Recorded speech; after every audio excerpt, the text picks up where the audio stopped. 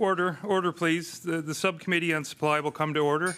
It is now 12:42 p.m. The subcommittee is meeting to consider the estimates for the Department of Advanced Education as outlined in Resolution E1. Resolved that the sum not exceeding $707,234,000 be granted to the Lieutenant Governor to defray expenses in respect of the Department of Advanced Education pursuant to this estimate.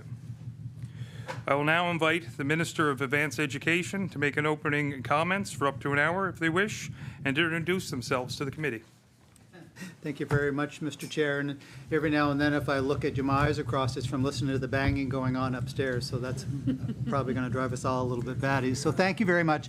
I'd like to begin by acknowledging that we are in Mi'kmaq, the traditional territory of the Mi'kmaq. Very pleased to have the opportunity to present to you the budget estimates for our Department of Advanced Education. So this is the second budget that for this department, first formed in August 2021. I'm tremendously proud of the work my team has done. My team is all sitting beside me and behind me. We've had an amazing year. Looking forward to presenting what's upcoming and to answering your questions. So the upcoming budget is in many ways an extension of all the hard work that we've done. It reflects how our Department of Advanced Education is supporting the government's promise to fix healthcare. So it's my hope that as I walk you through our investments, our programs, our priorities, and plans for this upcoming year, that you'll be inspired, as I'm inspired by the hard work of my team, the ideas and stuff that are going forward, the collaboration, the innovation, and all of the research that's underway right across Nova Scotia through our post-secondaries. If anybody needs a snack later, I have one here for you. Our work continues really to support the strong, sustainable, vibrant post-secondary system that we have, and always with the needs of the students and thinking about the labor market and what the needs are and how we move forward. So before I continue, there are a few members on my team here with me today, and it's like having like you got your linebackers, they're all in back of me. So before I first I'd like to introduce Deputy Minister Nancy McClellan, Deputy Minister of Advanced Education, Wanda Fletcher, Executive Director for Finance Advisory Services with Finance and Treasury Board. That's a really long title. I have several members behind me from Accessibility Services, student assistants from programs, our health programs, Executive Director Greg, what's Greg's last name? Els. Greg Els. And so we are here to answer your questions. I will answer questions as fully as I possibly can with my team support. So Advanced Education is very fortunate to have a dedicated and committed team. And we are, as you know, we are a new department as of last year, breaking off from labor skills and immigration, or labor and advanced education. Our team works hard, and it's taken a long time to really get us to where we need to be and to really get our focus, and we believe that we have the team together right now that's going to move us forward over the next two and a half years. So being an educator for 28 years before taking on this important role, I feel very fortunate to have the privilege to lead a department where education, training, and students are at the center of absolutely everything that we do. And anybody that will tell you that that I've been in front of, whether it's students or faculty or leadership or anybody on the street, that I take the role very seriously. I've always looked at what is in the best interest of the student, and in my mind, and when making decisions, it's always that at the end of the day, when you have to make a tough decision, it's like what's in the best interest of the student. I'm proud of the work we're doing. I'm excited to share the progress we've made over the next little while. I will highlight the work underway to fulfill the goals of the department over the next year. In particular, I will focus on investments that show we are listening to students and contributing to the government's commitment priority to fix healthcare. We've done that recently. We'll do that going forward. and it's one of the most exciting things that we do as our department. Progress on important items within my mandate and key investments in the 2023-24 budget, including investments that will enhance the student experience and inspire continued growth right across the sector.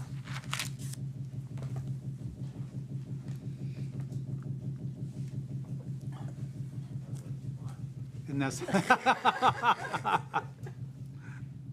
so when our government created the standalone Department of Advanced Education, we sent a clear message, a message that fostering a high-quality, inclusive, accountable, and collaborative post-secondary sector is a priority. This government understands that to reach our goals, we need our post-secondary system, our training and education arm, and our students, the future workforce and heartbeat of this province, at the center of our department's priorities and work. And when I think about our 10 universities, our 14 NSCC campuses, our private career colleges, our language schools, our accessibility services division, and everybody working together, we're attracting students from all over the world. My hope is that we make them feel valued, we make them feel comfortable. We already know we offer them a first-rate education compared to anywhere around the world. We are known as a province where a first-class education is offered from one end of this province to the other. The hope is that once they're here, we're able to keep them here, to find jobs here, to create jobs here, to create businesses.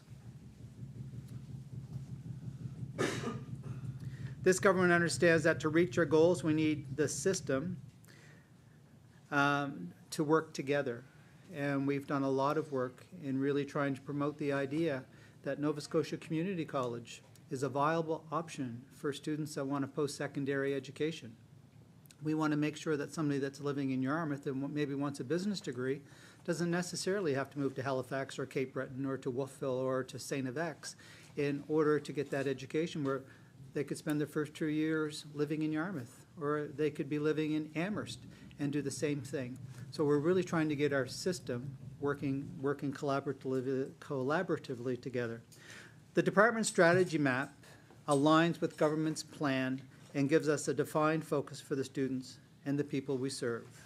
Our mission, sounds like a mission impossible, we're ready to, our mission, if you'll allow me, to facilitate a proactive and inclusive post-secondary system through which people learn, grow, and thrive. Our mandate, to facilitate a post-secondary education system where learners receive a high-quality education that meets their learning needs and allows them to thrive as members of vibrant communities and successful province. And things have changed. Things have changed over the last decade, over the last 2 decades, over the last 50 years of what's needed in the province. And we're at a time right now where we're at a historic low rate of unemployment. So we're at 1%. That's virtual zero. That means anybody that wants a job and is able to work has the ability to have a job. We ensure that post-secondary education is accessible to all by removing barriers, including financial, by ensuring the system is equitable, diverse, inclusive, and by advancing the Truth and Reconciliation Commission of Canada's calls to action for post-secondary education. To do this, we work in collaboration and partnership to support research and innovation and ensure our post-secondary education system proactively addresses the changing needs of the economy and contributes to social and economic growth. There are jobs out there today that weren't there yesterday. There are jobs that are going to be there tomorrow that we can't even dream of. And we have to be reactive, proactive, and be flexible in moving forward. Mr. Chair, we know we need students and the institutions who train them, now more than ever, to meet the unprecedented labor market demand in healthcare professions and to keep the commitment we made to all Nova Scotians to fix healthcare.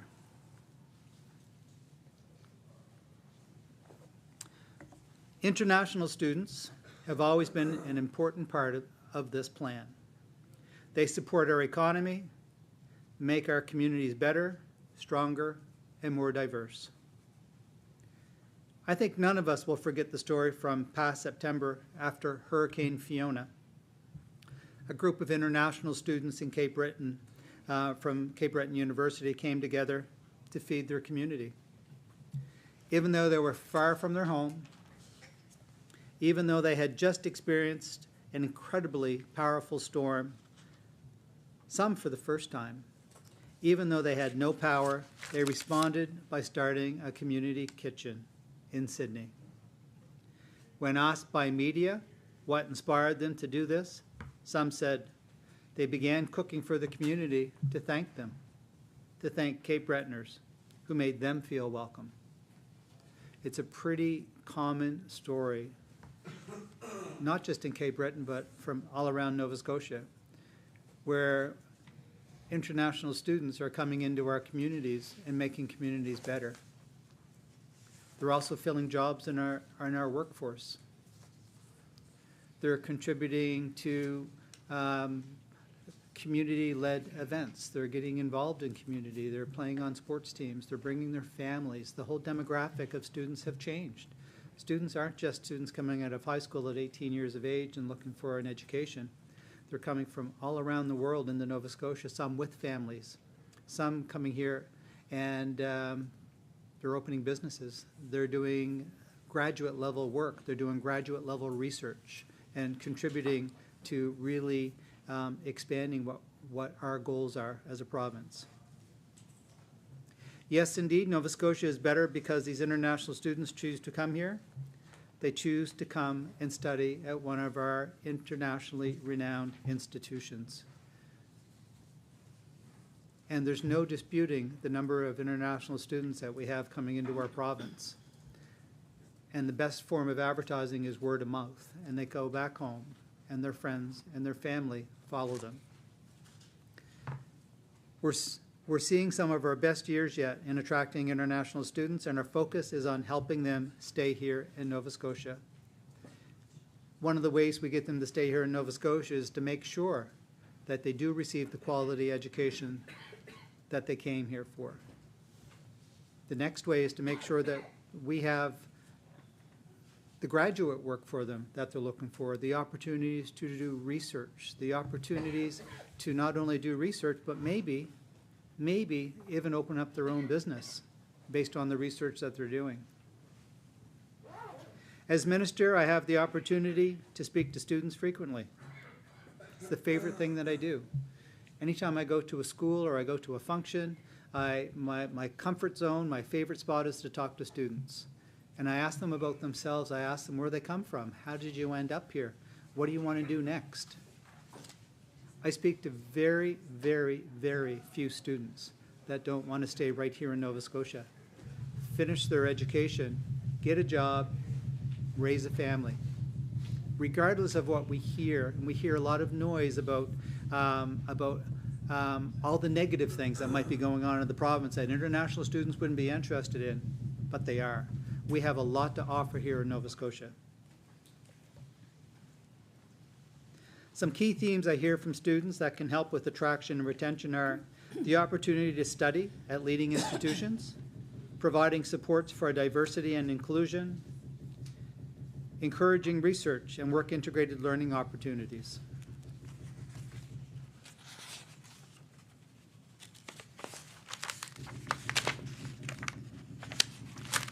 And addressing the evolving needs of student housing.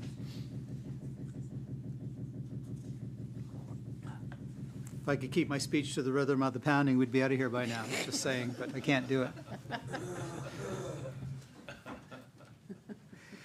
I'd like to take a few moments to speak to each of the items and how we are and our team is working on solution.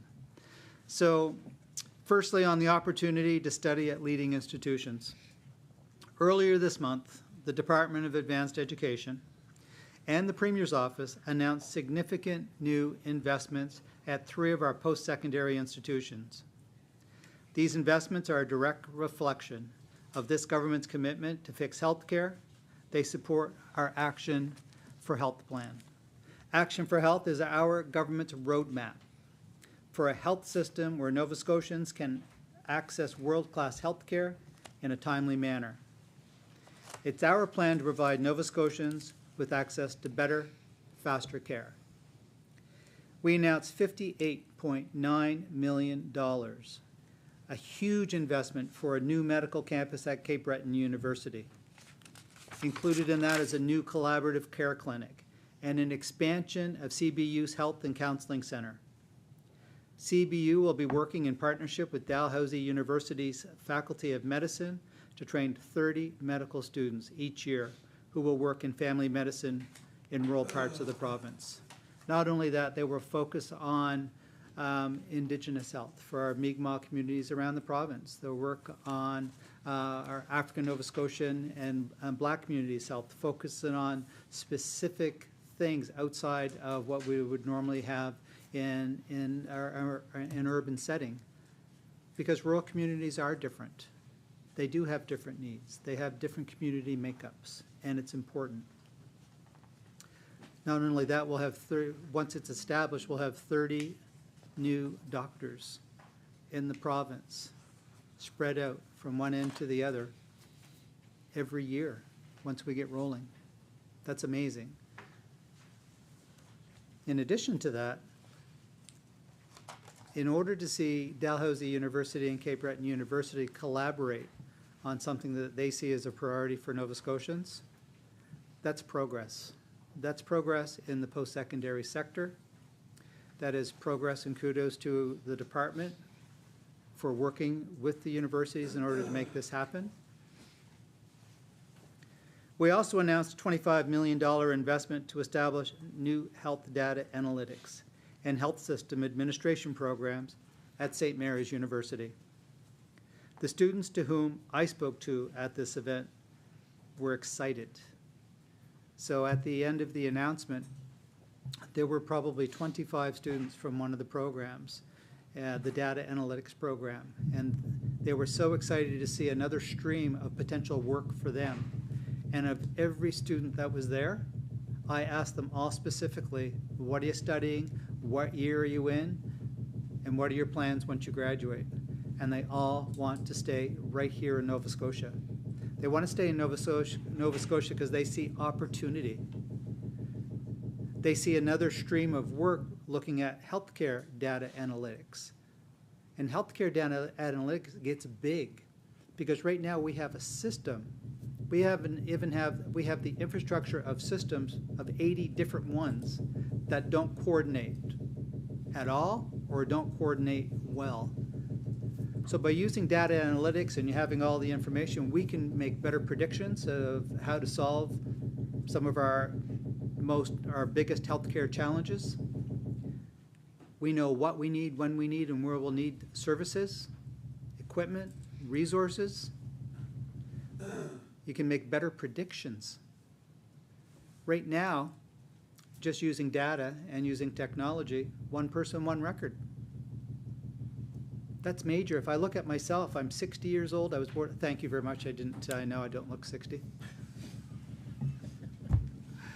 But if you go back and you try to trace what my medical history is since I was born, you can't do it. I've seen multiple doctors, been to different hospitals, had multiple surgeries. It's not all in one place. So if you can imagine having data, if you're an ambulance driver and you're going to a call and you know the person's name, you can look it up. You can have their medical history at your fingertips. So with data analytics, with moving forward with IT, it's a big investment. The medical community to whom I spoke to about this investment were excited at how healthcare data analysis can transform patient care. Finally, we announced $37.4 million at St. FX to establish the Institute for Innovation on Health. The Institute will focus on the root causes of poor health and related issues. Specifically, it'll look at ways to improve health promotion, wellness in rural communities, including chronic disease prevention and management, rehabilitation, and aging in place. And St. FX is one of the centers across Canada that look at the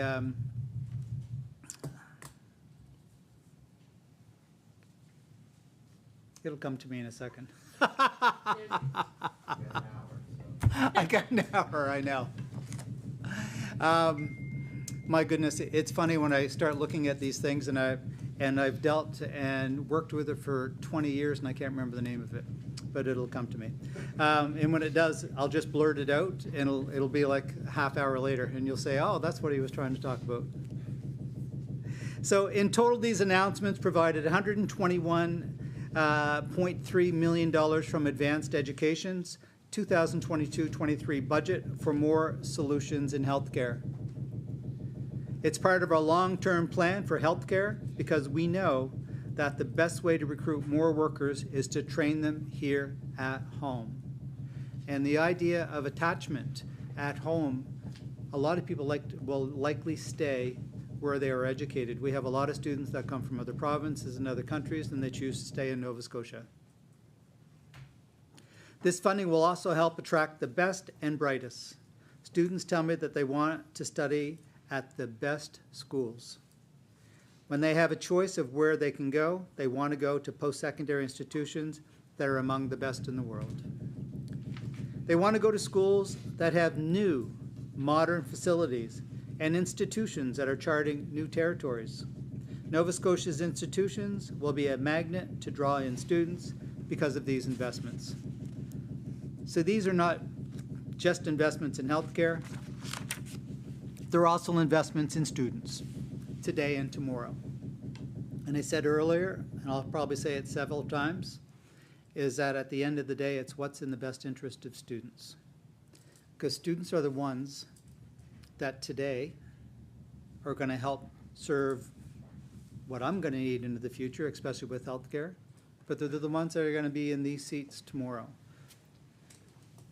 Mr. Chair, equity, diversity, inclusion, and accessibility are at the core of our work. The students I speak with, they tell me how important it is to them that they feel safe, supported, and included while they study here. Advanced Education is committed to making sure post-secondary students have the support they need to do their best work.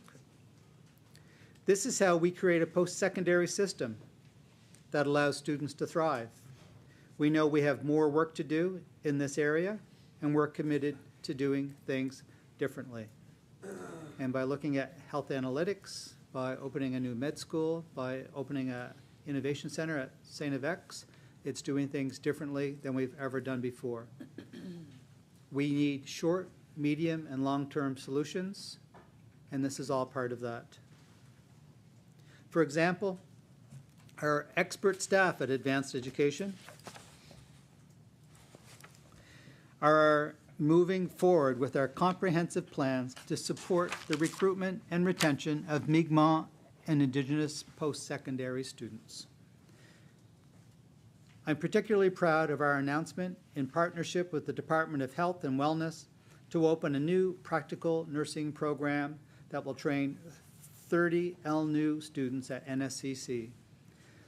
Starting in September 23-24, Mi'kmaq learners will want to study practical nursing, who want to study practical nursing can learn as part of a Mi'kmaq cohort at NSCC's Pictou campus. Social determinants of health. Thank you very much. That's what I was trying to think of earlier. Sorry, I told you it would just pop in. I couldn't think of the term.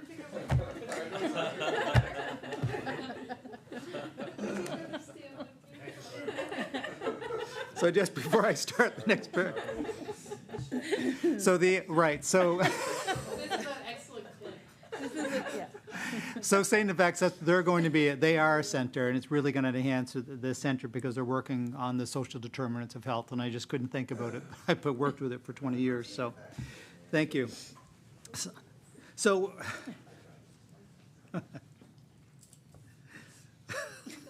I apologize, Mr. Chair. So we know that cohort-based learning is a supportive learning style that helps students succeed. So the program will offer a custom learning experience through curriculum that is developed with the Mi'kmaq and Indigenous lens.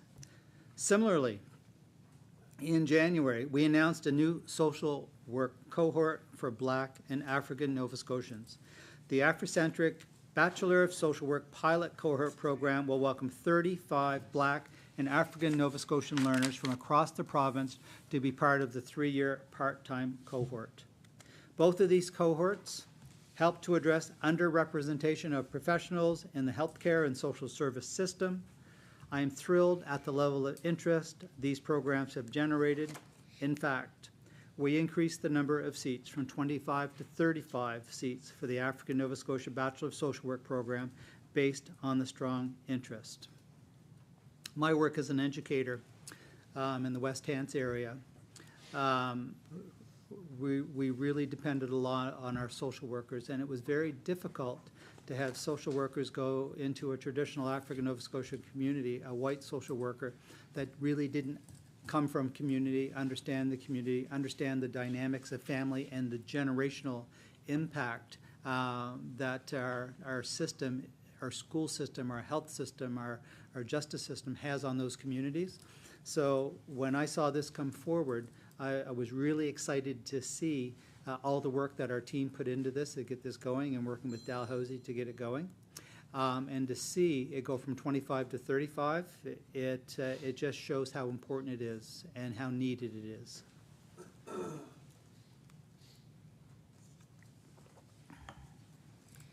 Another investment the department made this year in students was a commitment for an additional $13 million in funding for MyTax, then for the MyTax internships.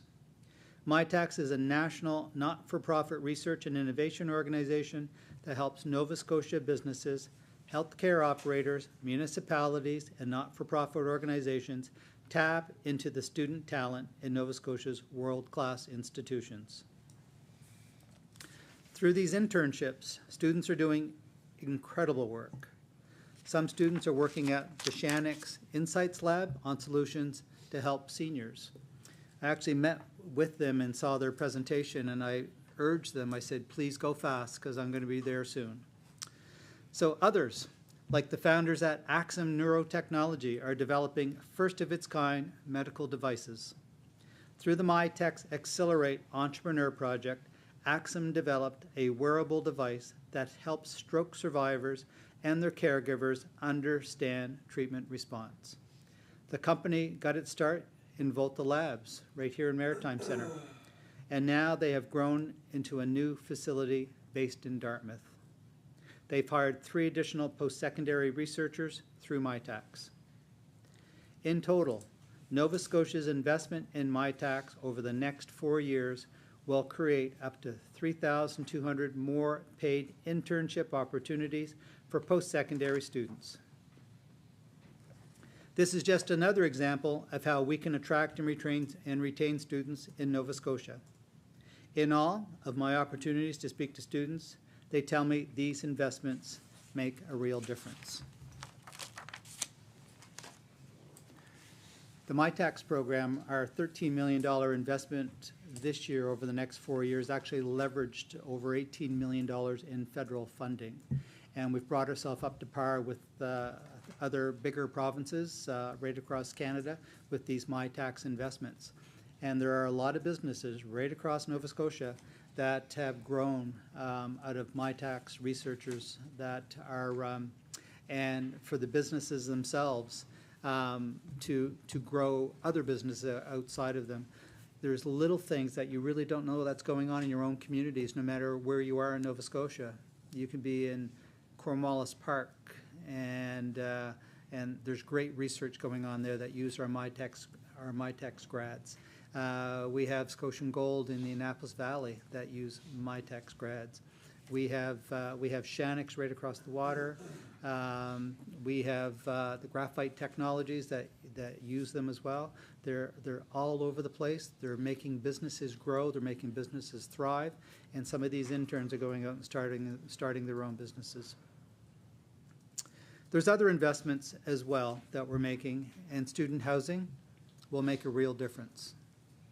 Students tell me how much they're struggling to find housing, This issue has been growing for years due to lack of foresight and a lack of investment.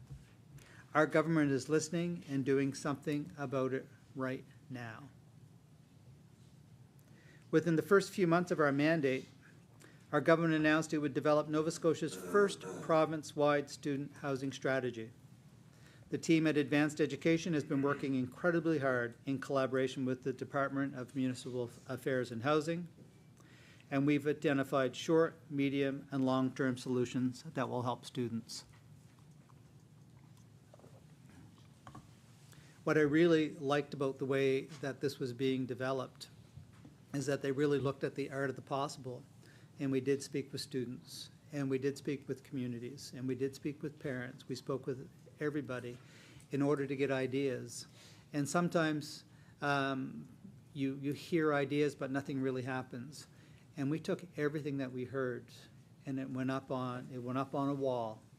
And it's amazing how they were sorted, and then they were looked at if it were possible, looked at the costing. Really looking forward to sharing that with you when we release that later in the spring. But to see the whole way that took that really humanistic, social approach to developing what we'll have coming soon was just amazing to watch. It was very artful. These solutions will also benefit all Nova Scotians because more student options will free up housing stock and alleviate some pressure in the housing market. I'm looking forward to releasing Nova Scotia's first province-wide students' housing strategy, and in the meantime, we're not waiting to act on housing solutions for students. We're moving on building the necessary housing infrastructure to meet the evolving needs of post-secondary students. In 2022-23, we advanced student housing projects and made significant investments in infrastructure currently under construction. So progress is underway right now in the three projects. So Ivany campus with 200 beds, right across the way. My son goes to Ivany, gives me an update. Just about every day he comes home. It's like, oh, they got the fences up. They're trying to get the walls up, and then so that should be ready to go 2025. We have Akerley campus right across the way, so that's 300 beds right here in the metro area, and that's expected to be ready in September 2024. And the walls are up. It's funny, they have these tip-up walls, and when you go by, it's like you see nothing, and the next thing you know, the whole thing is up. So the progress on that is going very, very well. And then at our Pictou campus in Stellarton, that is for 50 beds. So in total, we will have 350 beds. That's going to relieve the housing market across the province.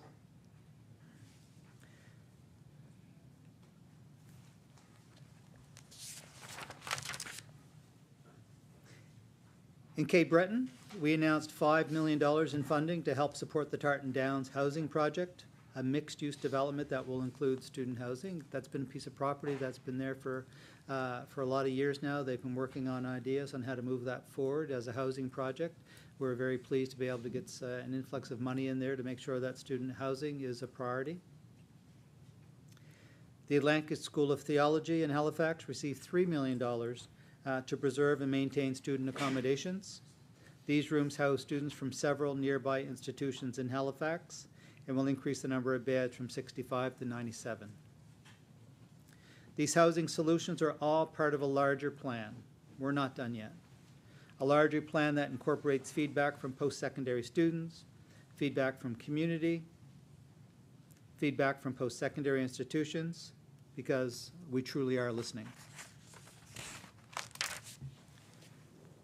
In order to capture a wide range of perspectives, we worked with the Department of Municipal Affairs and Housing to reach as many Nova Scotians as possible through a housing needs assessment and public survey. We received feedback from every demographic, including from students.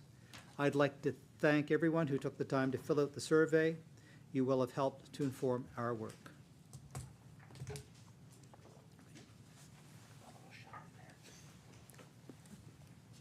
At Advanced Education, hearing directly from students is critical to our work. We meet regularly with student groups through 2 government student roundtables, one for university students and the other for NSCC.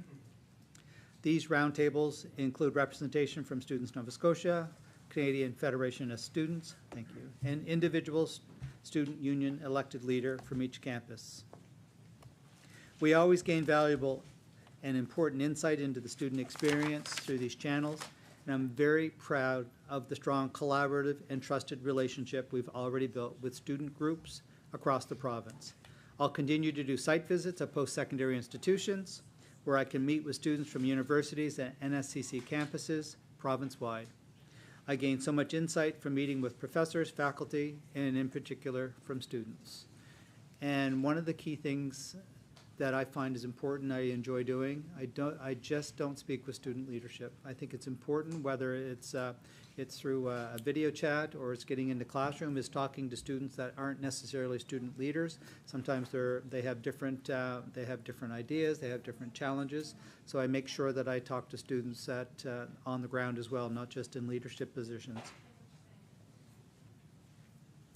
So one of the it was a NSCC in Cape Breton at Marconi campus. It was my first my first foray into speaking with the class, and it was the electrical, it was the trade, and I think it might have been their second year, but I believe there were approximately 28 students, and there were 4 women, and 3 of the women came through. Women Unlimited, and it was such a great program that they really talked it up. I didn't know a lot about the program at the time, but it's funny when people started talking, asking questions. It was the women that really stepped forward because they were so proud of being in the program and talked so highly of the Women Unlimited program. But to hear the perspective and hear where these students were coming from, and one of the things I'm always curious about is that how did you get there? How did you choose electrical at NSCC? Did you come out of high school? Were you out into the workforce? And then I asked them about, well, what are some of the challenges and stuff that you may have? And the things I hear, several did come directly out of high school, but we had several family people there, so that were married and they had children, and trying to balance, how can I go to school, work at the same time, balance family life. And it's interesting to hear the stories because it brings it gives us a perspective from everybody, just not the traditional student that we thought of in the past. And students have changed because, and therefore, the way that we do student housing has changed, because we do know that when we construct student housing, and some of the ones that have been constructed do accommodate for that. And so we're always looking for different models. But by speaking to students, and every now and then it's an international student at Mount St. Vincent, just kind of said straight up, like, you know what, I'm an international student from Brazil, and I have difficulty affording to go to school right now. But if I could work more than 20 hours a week, then I think I'd be able to support myself. And so those are the messages that we take back to Minister Balser. Minister Balser works with her federal counterparts. So we were very pleased to see the advocacy work from our province with the federal government to say, you know what, if you're an international student, you can work more than 20 hours. And that means a lot. That means a lot to international students, and it also means a lot to our employers that are looking for workers, because we have tens of thousands of international students right across this province, and a lot of them want to work. And if they can work more than 20 hours a week, then we're filling the need for the student, and we're filling the need for employers. I lived in France for 2 years, and they had the same type of agreement where you could only work 20 hours. And it does handcuff you to a certain extent when you really need money. Your hope is always when you go to a country and you're living for a couple of years that your budget works out, but your budget doesn't always work out. So I think it was great progress. It was a great thing for international students, and kudos to our team and kudos to Minister Balser's team for really advocating for that with the feds.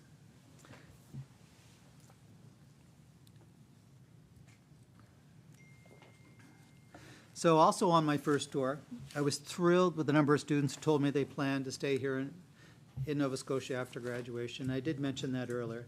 But they see Nova Scotia has plenty of opportunities, and they want to start their careers here. And when we look at a lot of the places where students are coming from, our number one country right now, it kind of goes between India and China. But the opportunities that we have here are so much greater than what they have in their homes. And I also mentioned earlier that word of mouth is our best advertiser. And that's one of the reasons that we're seeing so many international students that are coming to Nova Scotia. These students are our future doctors, nurses, CCAs, paramedics, skilled trades professionals, teachers, and early childhood educators, and more. They're our future neighbors, colleagues, and friends. These are our province's future, and continued and open dialogue with them is so important, and I am absolutely committed to doing that. Mr. Chair, I'll get into the meat of our budget estimates next, but I'd like to take a moment to share some of the progress and key milestones of advanced education's broad and diverse mandate, as highlighted in my mandate letter.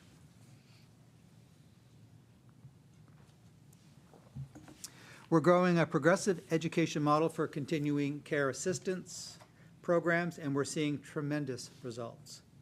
Working with the Department of Seniors and Long-Term Care, the department introduced a progressive education work and learn model that includes tuition support. The progressive education model allows CCAs to enter the workforce earlier than in a traditional CCA program. This helps them understand the work very early in their education journey. The aim is to increase the number of CCAs receiving training and working in the healthcare system. I'm so pleased to share that the plan is working. In January, we surpassed more than 1,000 students signing up to become a CCA. We are proud to be more than halfway to our goal of reaching 2,000 CCAs enrolled in these programs across the province. In 2023-24, advanced education will continue to support private career colleges, NSCC and University St. Anne, as they deliver or prepare to deliver a progressive education and training model for CCAs to meet our target. And our Minister of Long-Term Care and seniors and I attended a graduation for a private career college in the spring and had wonderful conversations with students and how excited they were about the progressive model, because the ability to be able to work and still earn some income while you're going to school truly makes a difference. And this really, that first cohort that went through was like we really did try to work out what are some of the unforeseen things you may come out, or unintended consequences and whatnot. And we're prepared, like, oh, maybe we might need to do a major shift in the way we do things. And at the end of the day, it was like, wow, this is awesome. And this is showing that it's working. We're also working with the Department of Health and Wellness to increase medical school residency seats. We funded 5 additional medical school seats in a pilot program between Cape Breton University and Dalhousie University. Together, they are training 5 students who will complete their residency in rural parts of the province. We announced the establishment of Nova Scotia's 2nd medical school campus, which I already mentioned. It will provide an additional 30 residency seats per year, every year. By the time it is fully operational, 120 medical students will be studying through the additional medical school offering. These are formative years for students to be studying in our rural communities, where they can form lasting connections and have the option to take over practices from retiring doctors. And when I think about doctors going to rural Nova Scotia, it has to be a focus for us. It has to be a focus for what we're looking at advanced education and the province, because every community is going to grow and grow and grow. Not every person that moves to Nova Scotia wants to come to the urban center.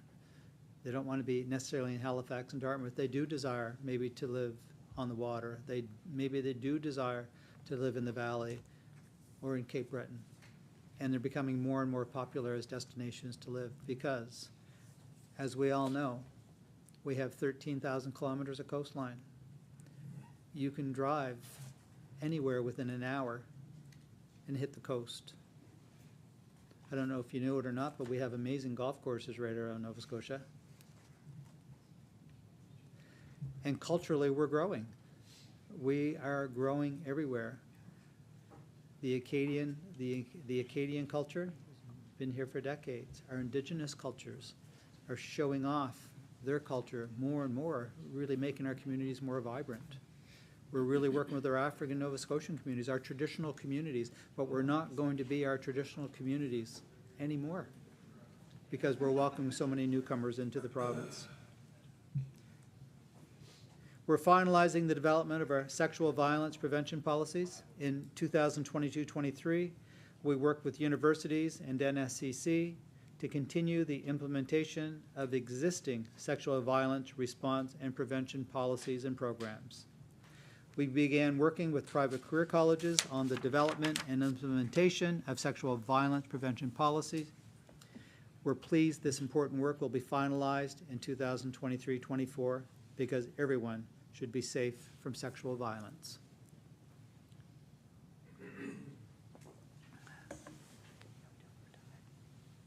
Got about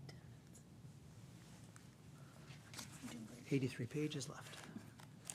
Sorry. And we've reviewed University Acts, governance models, and structure, which was a big part of my mandate. In 2022-23, the department completed its mandate to review university charters and acts with respect to their governance models and structures. The review included a jurisdictional scan that looked at university governance and structure. Our review helped identify other areas to explore further, such as research priorities. This work provided a foundation for the department strategy map and discussed as part of the MOU renewal in 2024. Mr. Chair, these are some highlights of work the department has completed and that are listed in my mandate letter. We are committed to the mandate work, and our team is excited about the next chapter and our role in Nova Scotia's success. We'll continue to work collaboratively to achieve the key deliverables outlined in my mandate letter and beyond, to set our province on the path to further success and growth. Now I'll move to talk about my department's 2023-24 budget. Mr. Chair, Advanced Education's budget estimate for the upcoming 2023-2024 fiscal year is $707,234,000. This estimate represents an increase of $30.6 million from the department's 2022-23 budget estimate. I will outline factors that contribute to this increase as I walk through the Department of Advanced Education's budget details. This total budget includes 74 full-time equivalent positions that support our critical work. In 2023-24, we are committing to increase NSCC's operating grant by $1 million, $144,000, to help them deal with inflationary pressures. This helps to avoid costs that would otherwise be passed on to the students and keeps the option of studying at NSCC more affordable for students. In this year's overall budget, Advanced Education received a $30.6 million increase, which includes $2.8 million to continue funding the nursing seat expansion. This supports a total of 80 Bachelor of Science nursing seats and is the second year of a 4-year commitment. Since adding additional nursing seats, we're really pleased that all seats have been filled at Dalhousie University, Cape Breton University. There are still some opportunities at St. Francis Xavier for interested students in the coming academic year. $900,000 increase for ongoing funding to Dalhousie School of Medicine. Combined, these two investments represent a $3.7 million increase in platform commitments to fix healthcare. A total of $14.3 million increase will help deal with major pressures in post-secondary. This includes $3.8 million increase in operating grants to the province's 10 universities. This is a fixed increase of 1% annually, as prescribed in the Memorandum of Understanding that is in place until 2024. We look forward to working on a new agreement with universities this year. $1.1 million to provide funding to the NSCC for inflationary pressures. $3.5 million in additional funding for loan forgiveness. $1.3 million in repayment assistance programs. The repayment assistance program is a debt management tool made available to borrowers who are having difficulty repaying their student loan debt. This program makes it easier for student loan borrowers to manage their debt by paying back their student loan at a rate they can reasonably afford based on their income and family size. This year alone, the program helped over 9,000 students.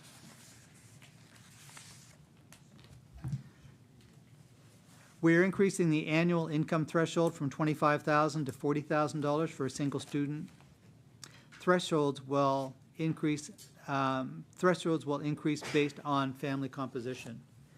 And basically, we really align that with what's going on federally, is that students don't have to start paying back their portion of the Nova Scotia student loan.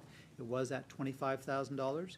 Now they have to make over $40,000 before they have to start paying back their Nova Scotia portion.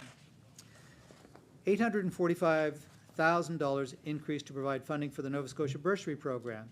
Under this program, every student resident who attends a Nova Scotia university receives the Nova Scotia University Student Bursary at $1,283 annually based on full-time study.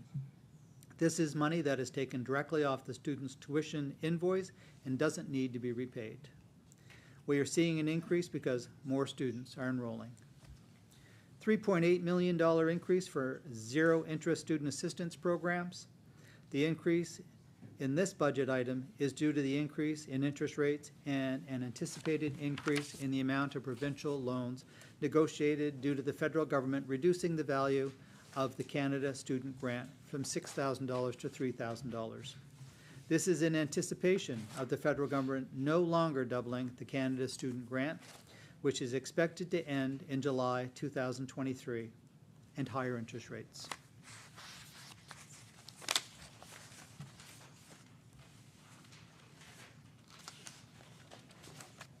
In 2023-24, $5.7 million is allocated for wage increases to the NSCC and civil servants. $1.2 million increase for the Canada Student Grant for services and equipment for persons with disabilities. This helps advance the province's accessibility goals under Access by Design 2030. $2.7 million to adjust amortization funding in the 2023-24 budget. $48,000 to renew the service provider contract for the Student Nova Scotia Student Assistance Program. Mr. Chair, our budget highlights some of the exciting things going on at advanced education, but I'd like to take some time to share some details of our core programs in 4 minutes. For those of you who may not know, the Student Assistance Program provides needed-based financial assistance to eligible Nova Scotia residents who would be unable or unlikely to pursue post-secondary education, otherwise due to insufficient resources. Proudly, Nova Scotia has one of the most generous student assistance programs in the country. Nova Scotia Student Assistance has been significantly improved over the last 10 years, providing $30 million for Nova Scotia students in need. But we know these are extremely challenging times for students, and we are doing more.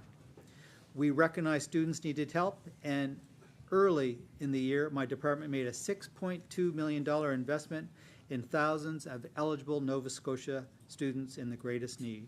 We issued a one-time, non-repayable grant of $550 to about 11,000 students to help them with the rising cost of living. Students have said this grant helped reduce their anxiety and worry about how they will pay their rent or cover cost of food or stay in school, allowing them to focus more on their studies.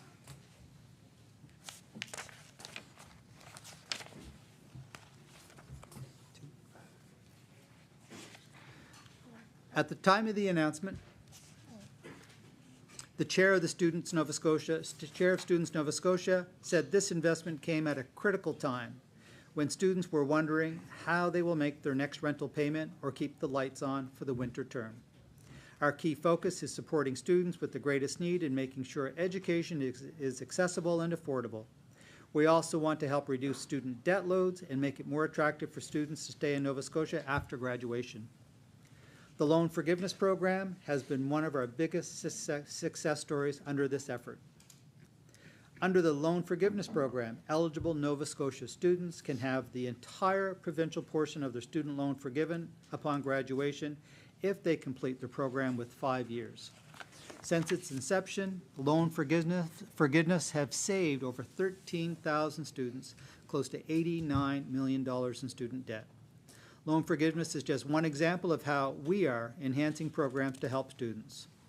Earlier, I talked about increases for the repayment assistance program and the Nova Scotia University Student Bursary Program.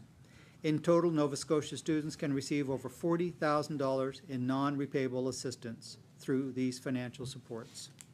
We know affordability is an important consideration for students when they are deciding where to go to school.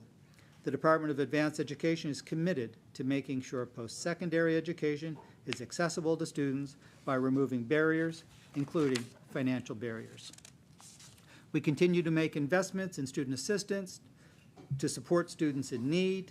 We will continue to make investments that can help graduates who are entering the repayment. We will continue to create opportunities for students to earn while they learn. These are all components of solutions that encourage people to pursue their post-secondary goals right here in Nova Scotia. Mr. Chair, thank you so much for your time and attention. I know I've given you lots to digest. I hope these remarks reflect the extreme pride that I have in working with my team and the mandate of my department. Our work is important and it's necessary. I am now happy to take questions. Thank you, Minister, for your remarks. According to the practice that is developed in the legislature, opposition caucuses will take turns asking questions for approximately 1 hour each. During caucus turn, the members may, within the caucus, you may go back and forth within the caucus to ask questions. Only the minister may answer the question, and caucuses are expected to share time fairly with the independent member. To begin the examination, I now recognize the official opposition, the member for Hammonds Plains Lucasville. Thank you, Mr. Chair, and I promise my examination won't be too intimate. Thanks, everyone, for your time. Mr. Chair, for the opportunity to ask some questions. Minister, congratulations on another year in your department. To his wonderful team of staff, I know how hard all of you are working to make sure that the minister is prepped and the department serves the direction of the government, and it's clear that you've had some new responsibilities dropped into your lap collectively as a department through the government's efforts around healthcare, and I'm sure that's all exciting, difficult, fun at times, and I wish you Godspeed as we collectively try to tackle the province's healthcare woes. I come from the background of student government. Shortly before I was elected to office in 2013, I was a student leader and had hoped to find myself in this position of critic for advanced ed when the former Premier Ian Rankin was at the helm, and now through our successor leader, I asked for the position once again. I do feel strongly about the value of education, in particular post-secondary, and its ability to impact not only individual students, but communities and our province, and certainly, without a doubt, Nova Scotia has a profound place in the country and world as a resting place for post-secondary students.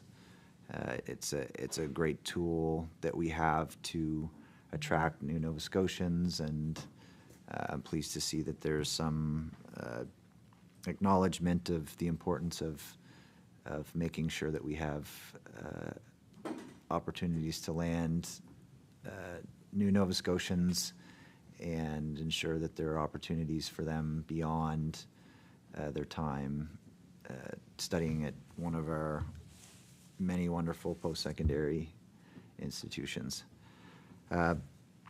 Minister,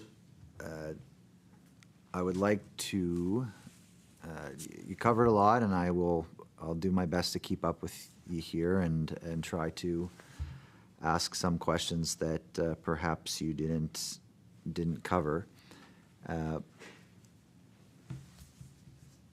The first line of questioning, as a former student leader and as someone actually who's actively a student, I'm studying at Mount St. Vincent.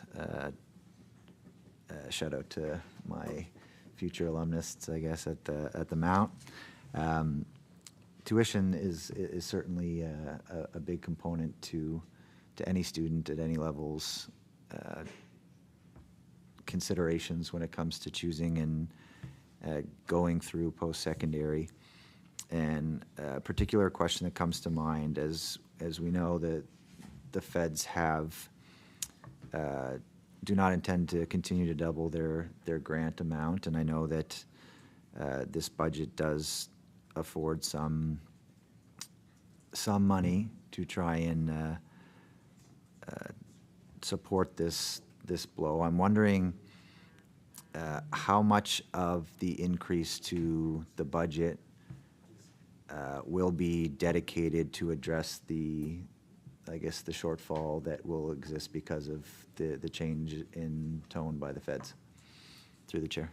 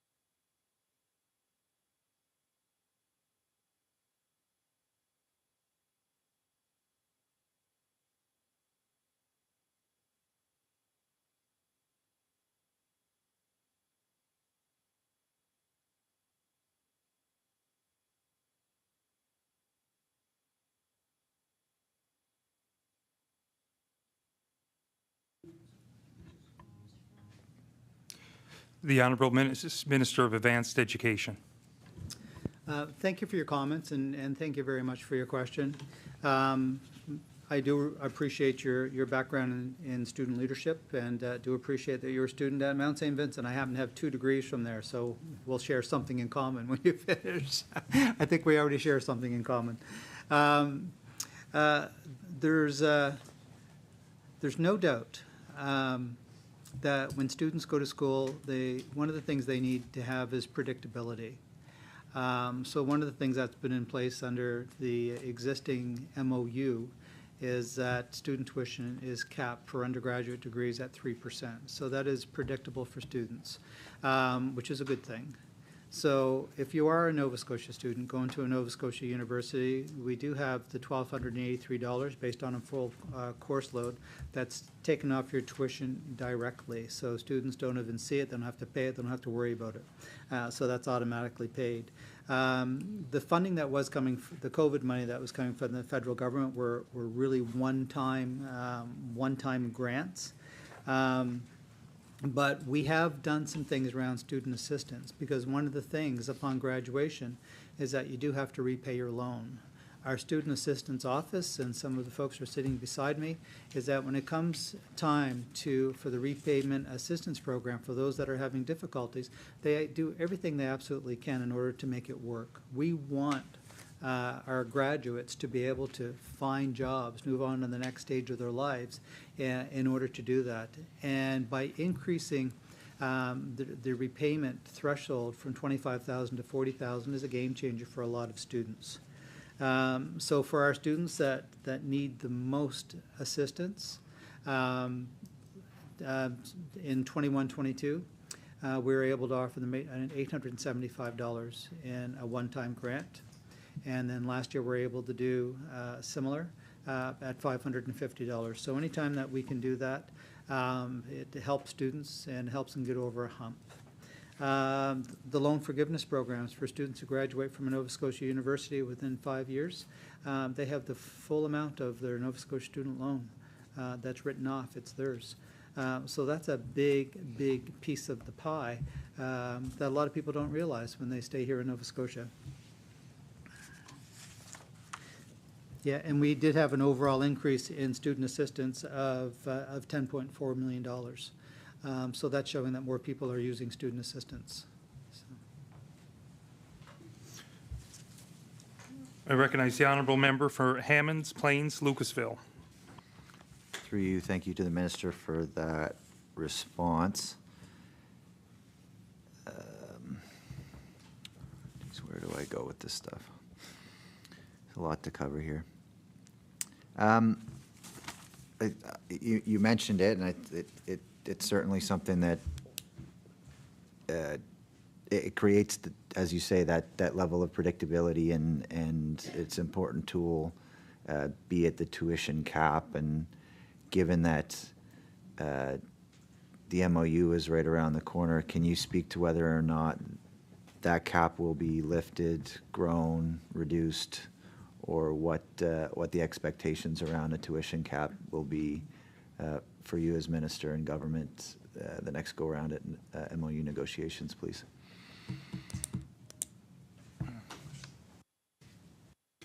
I recognize the honourable minister of advanced education. Yeah, so the MOU is really interesting, and when we finally defined, really what we're going to do and how we're going to move forward with it, by doing that jurisdictional scan and looking at, what is each school doing, how are they doing it differently, how are they doing it similarly, what are the best practices, it was a really good opportunity for us to start thinking about what is the art of the possible, because at the end of the day, when we sign the new MOU, we need it to be in the best interest of students and the best interest of Nova Scotians. So when we start looking at the priorities of the province, the priorities of students, what they're looking forward to, like what are you getting out of an education, that needs to be included in the MOU. And we are in constant discussions with our universities in order to try to figure out, well, what does that look like? What does that look like in Cape Breton as opposed to Clare? What does that look like in Antigonish as opposed to Wolfville? Does it mean something different in Halifax itself?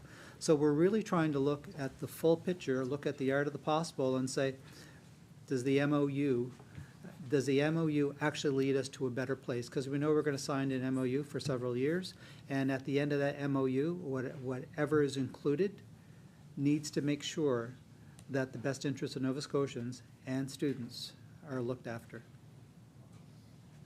I recognize the honourable member for Hammonds Plains Lucasville. Thank you, Mr. Chair, and I appreciate that. I appreciate the complexity and the variety of programs and needs and abilities and priorities of our different institutions. I think it's clearly important to people that go to each different school that it's something that, despite having a number of primarily undergraduate schools, we give at Acadia, we give St. FX a hard time and vice versa, but we're both very tied to the personal fabric, the culture that exists on respective campuses, which is why, you know, over the years there's been a very important discussion about Nova Scotia institutions remaining intact and having that ability to remain independent of one another. I know that there is collaboration amongst universities with respect to sharing some degree of services and I guess finding common denominators where efficiencies can be had, and that is initiated by respective institutions, but not forced by a government to do so or anybody to do so. But to my question, I had asked if there would be any movement with respect to the tuition cap, and I'd like the minister, through the chair, to clarify whether or not he intends or sees the possibility of an increase to that tuition cap, or what, based on that notion that, you know, each institution has different characteristics and needs. Could we see something to the effect that each university might have its own respective tuition cap that would reflect on-site needs and wants?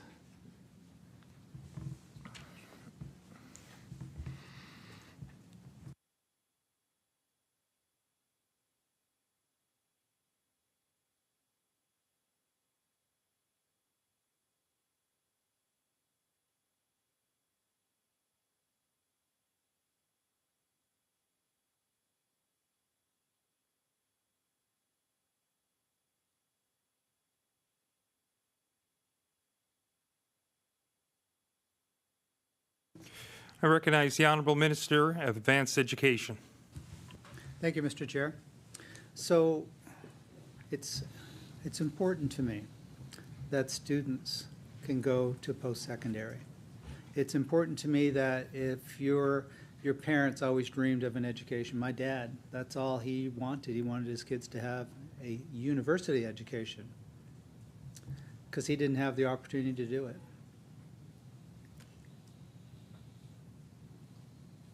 Don't look at me. So, but it's at my very core. It truly is. And he sacrificed a lot. He sacrificed a lot. I got 4 degrees, so I think I took it to heart.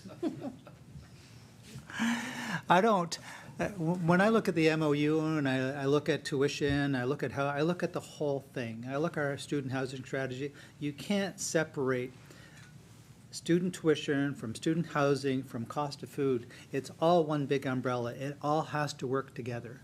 You can't think about the cost of what it costs for an education and just talk about tuition and not talk about housing or not talk about transportation.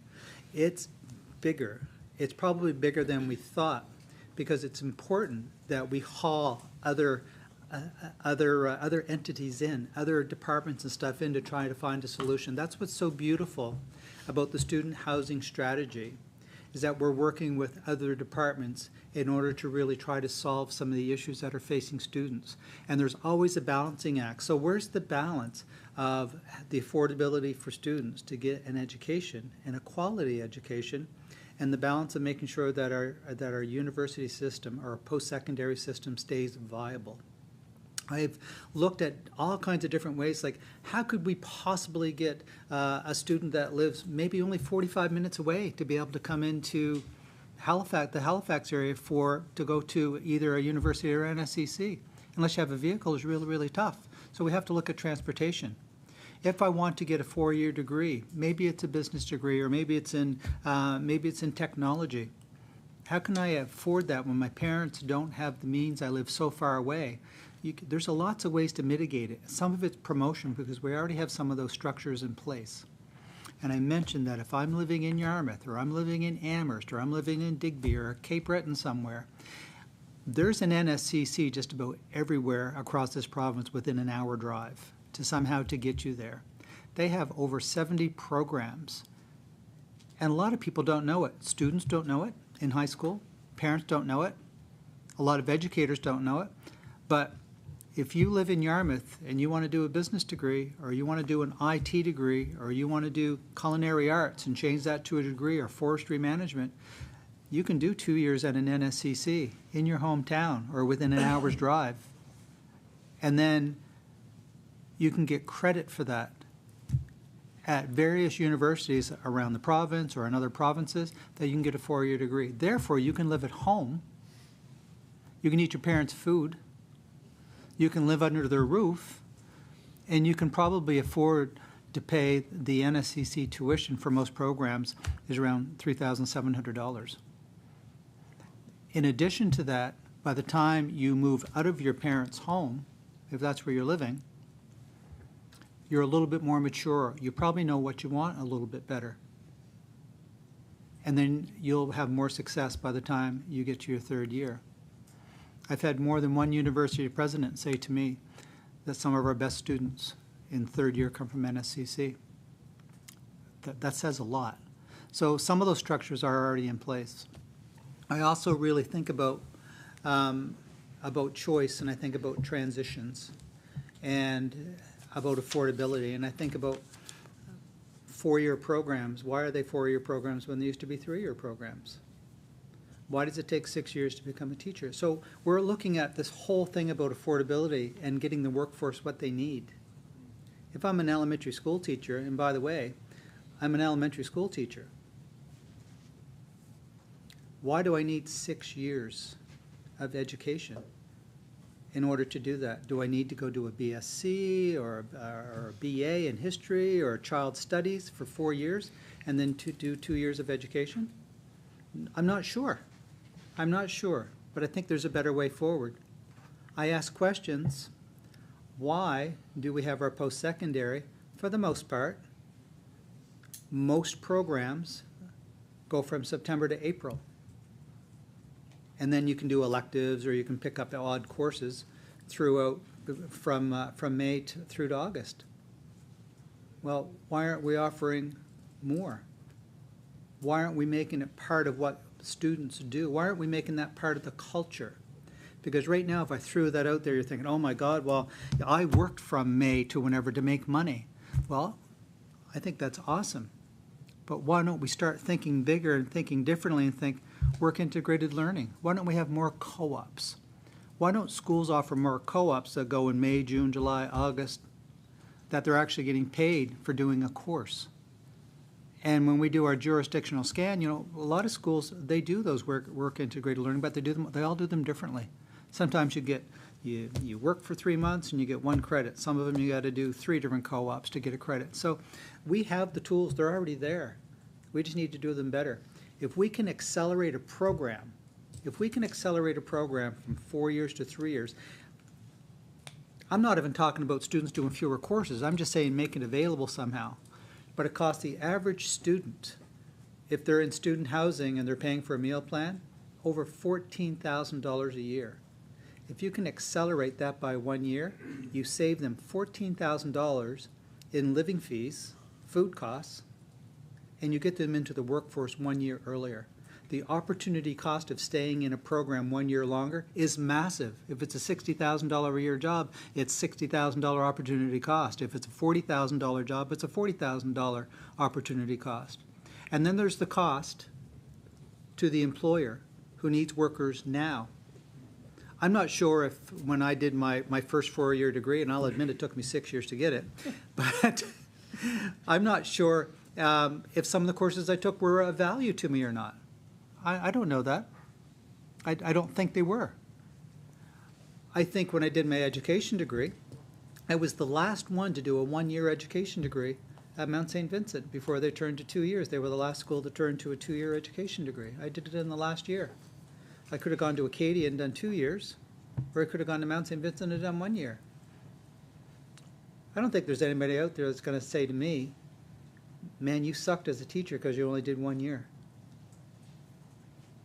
I don't think. A lot of the teachers that I started with came through Nova Scotia Teachers College in Toronto, 3-year programs. Some people would say some of the best teachers they ever worked with came from that school. So when we talk about the MOU, when we talk about the costs, when we talk about specifically tuition costs, or specifically housing costs, or food costs, or any of that, we can't talk about it in a bubble. We have to talk about it as that big umbrella piece. And when my team, the people that are surrounding me, are working on solutions, we're working on that big umbrella. It's bigger. It's bigger than just that one little piece. And it's complicated. And so we keep consulting, we keep coming up with ideas, we keep going back to the universities and talking to students and throwing things out there. The group that I introduced yesterday, was it yesterday? Yesterday, from Johns Hopkins University.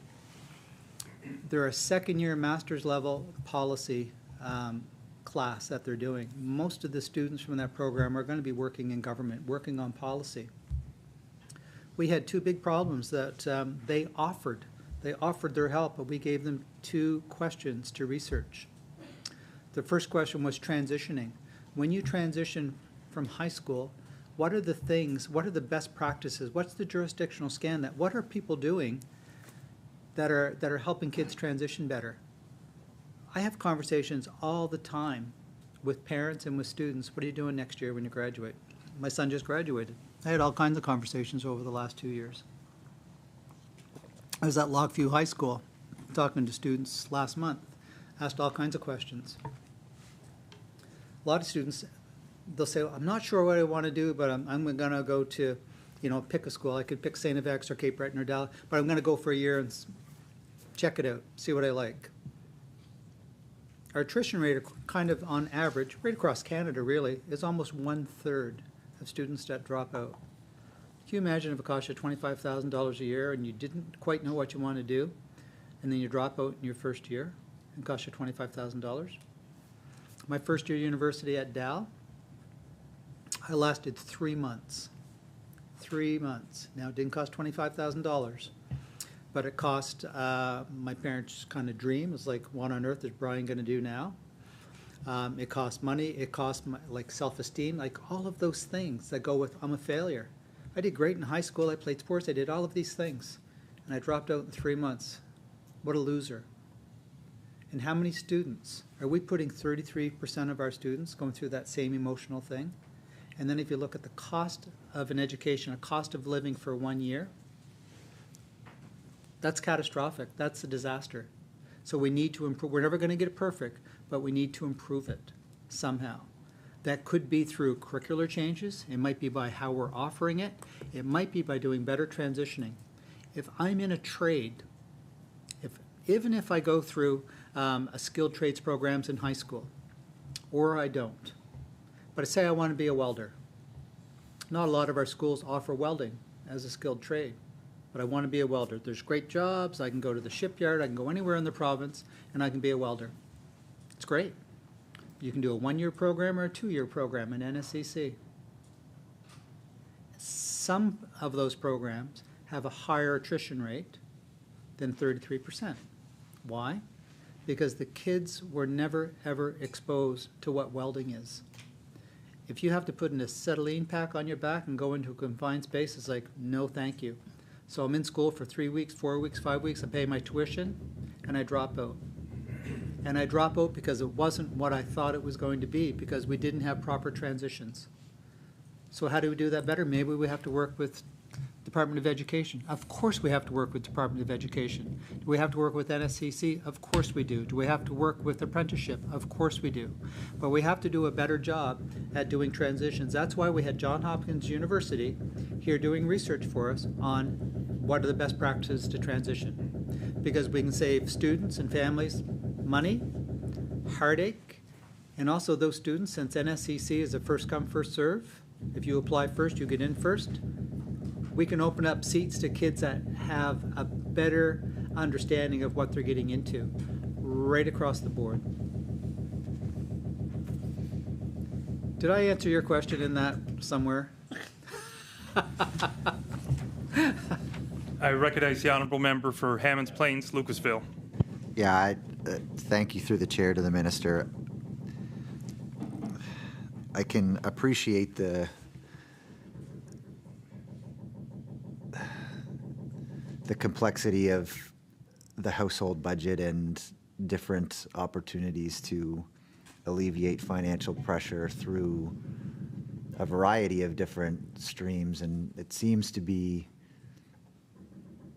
the consistency of this government to talk about programs and opportunities that fall on the outsides of the fundamental piece to budgeting and finance. And the example I'll use is we talk about, you know, investments for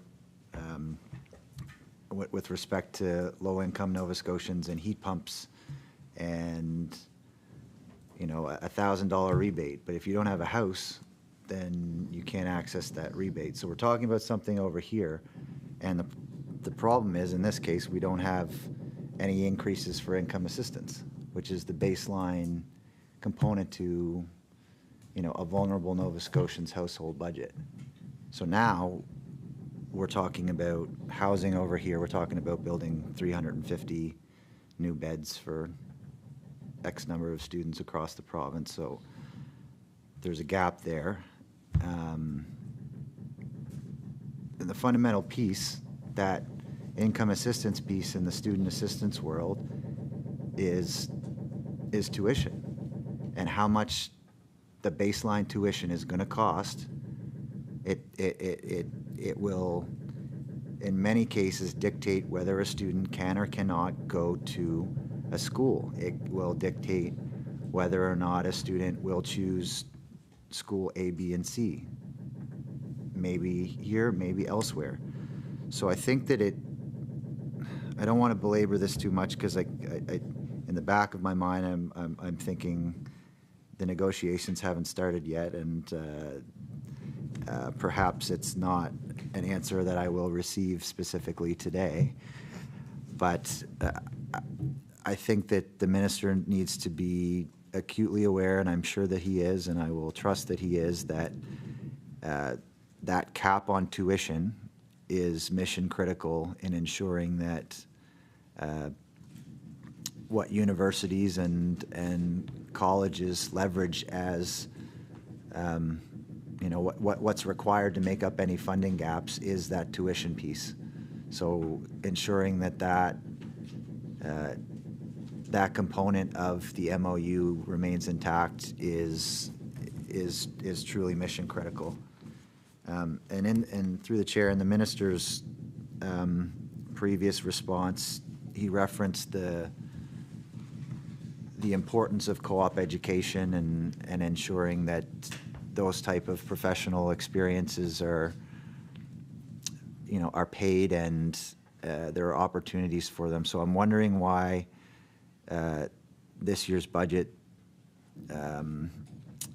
lacks with respect to expanding the scope of the available co-op opportunities in the province, when schools like Mount St. Vincent, I know, continue to advocate for enhancements to co-op education with respect to the number of co-ops that are out there and the opportunities to be compensated for them are. So I'd like the minister to weigh in as he suggests co-op education is certainly so valuable. I recognize the Honourable Minister of Advanced Education. And thank you for that. But to go back a little bit on the tuition piece, where you stated that's the pinnacle piece of whether or not a student can afford to go to a university or a post-secondary institution or not. I don't quite agree with that. I know that tuition cap, that I know it's important. I know it's important for that predictability piece and say I know what I'm going to pay. But I think if I'm looking at tuition at $9,500, that if I can save $15,000 by being able to live at home and eat at home and stay with my parents, because I think one of the things I always look at, if all else is given equal, or if all else stays exactly the way they were last year, what are ways that we already have built within the system that we can make it more affordable for a student? And that's where we talk about housing and transportation and looking at alternative ways to get a university education if that's what you wish, or a college degree or a private career college. So I think it's a little bit bigger than that. And when you talk about co-op, so I don't look at co-op as being the one and done piece. As far as I look at it as that general programming as work integrated learning, and it is important because it only makes sense that students that we have in our system, we attach them somehow to that next step, whatever they're doing.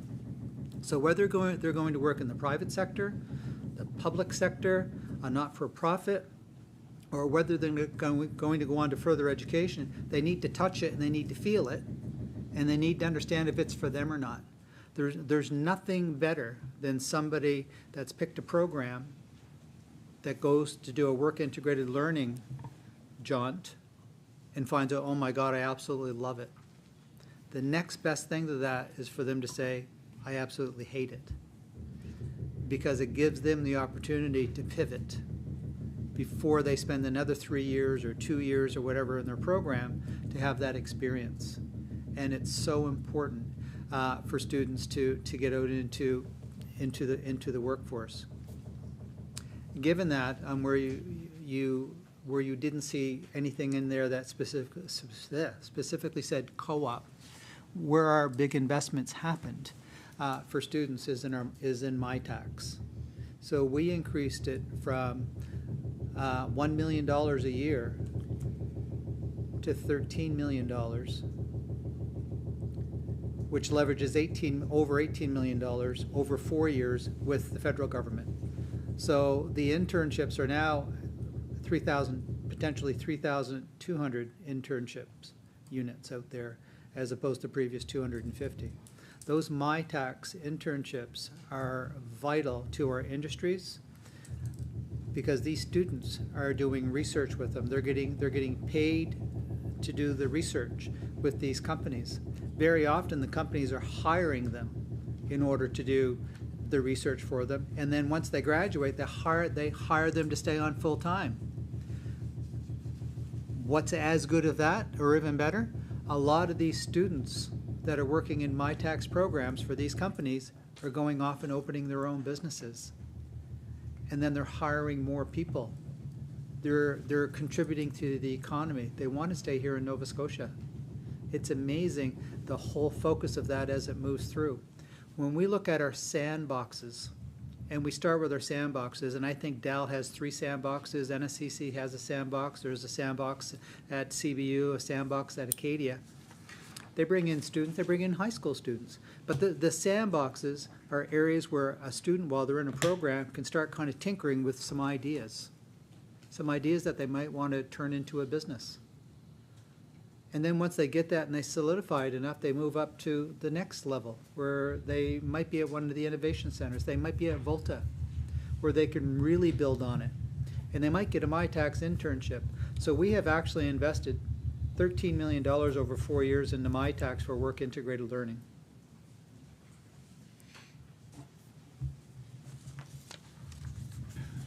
I recognize the honourable member from Hammonds Plains, Lucasville. I appreciate there are opportunities out there, so maybe I could be more specific. What is the change in budget for experiential learning at the department from last year to this year?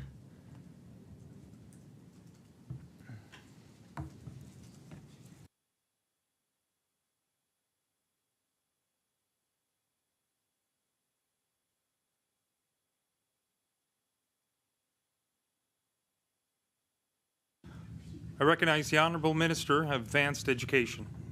So for the work integrated learning, so that would be the MyTax, so that's $3.5 million for this year's budget.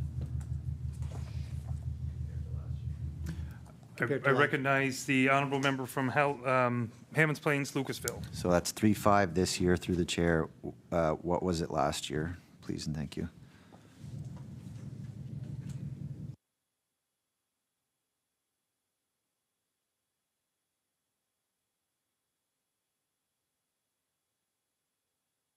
I recognize the Honourable Minister for Advanced Education.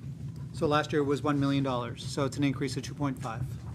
So, I recognize the honorable member from Bedford South. You got it, Mr. Chair. Thank you, Minister, and all the staff for being here. I'm also I'm the housing critic for our party as well, so obviously the housing pieces of this are really interesting to me, and I think, as the minister said in his opening comments, issues around housing are affecting everyone in our province, from the youngest to the oldest, and certainly students are no exception, and probably, I would say, particularly vulnerable, of course, because they're not working in most cases full time, and their earning potential is not what someone who's 30 and up would have, generally speaking. So. I'm just curious, you mentioned 3 projects in particular at NSCC campuses, Ivany, Akerley, and Pictou, 550 beds, I guess, in total between those over the next 2.5 years or so, and I'm sure those are great investments, absolutely necessary. I'm just curious what the department's assessment is for housing need at other universities. I think, for example, I know at CBU, given the real success they've had with international students, which is wonderful, the downside of that is that the housing market there certainly has not been able to keep up by any means. Just last night, I was speaking to a student at Dal who's in her first year. She's from Ecuador, actually, so she's an international student at Dal, living in residence at Dal, but told me that all of the second-year students who were in her residence who wanted to stay there were basically told, you can't stay at the residence this year because we need the spaces for first-year students coming in. And obviously those second-year students are scrambling and having a really hard time. So what is the department's position on housing need at universities beyond the NSCC projects, and are there any plans to do something similar at other institutions? Thank you. I recognize the Honourable Minister of Advanced Education. thank you, Mr. Chair. So student housing is always on my mind, and we do have the student housing strategy that we're diligently working on, hoping to get out very soon. And our focus is truly making sure that we have short, mid, and long-term solutions for student housing. But we have done some things while we're in the process of doing this, and of course, the 3 NSCC student residences are certainly part of that. So we're not really waiting until we get it done. If we see ideas and we're able to do it, we get them out there as quickly as possible. When you talk about Cape Breton University, they have done a wonderful job, as you mentioned, at attracting international students. Part of the issue this year is that we did have 2 years of COVID, where students that were previously accepted over those 2 years that didn't come, they all came, they came at the same time. So they did have a massive influx. Coupled with, there were a lot of Cape Bretoners that used to open up their homes, used to rent a room or rent a space in their house to an international student or a student that's in the area, and that closed down. They've never recovered from that either. So we had a bunch of things that came together. But we did this year, last year now, invest $5 million in the Tartan Downs project, and we want to make sure that students have a place within that Tartan Downs project, and they will. Very recently, Cape Breton University also announced that they have a building that they're converting, and I believe it's for 200 rooms for student housing, which is really going to help as well. But I think we also see the private sector that's starting to step up a little bit, and that was one of the announcements 2 weeks ago now in the Port Hawkesbury area, where there's a private company that wants to open up housing for students and for workers because of all the development going on up there. But also a little bit more locally, we put $3 million into Atlantic School of Theology for them to upgrade that building in order to have more students in there as well. But the student housing strategy is really going to encompass a lot of different things, a lot of different ideas, to fit a lot of different demographic of students. And so we are talking with every school. We're talking with every school right around this province to say, what is your need? how's it going to fit within the community, and it's important. And as I mentioned, the demographic has changed. It's not just a, a student going in to have a one-bedroom, or you have 2 beds and a desk in there. It's things are changing, and students demand something a little bit different. So we are working. We're working hard, and I'll look forward to sharing it with you sooner than later. Just a reminder, the official opposition we have until about 2:41. I recognize the honourable member from Bedford South.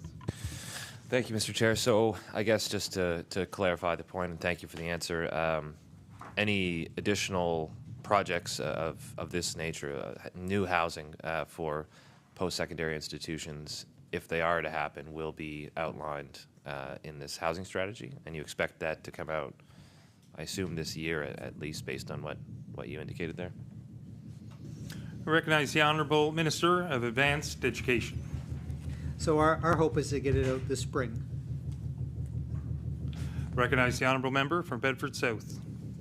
Well, that's good. That's good. Tomorrow it is then. Yeah, June 21st. Yeah. Well, wait.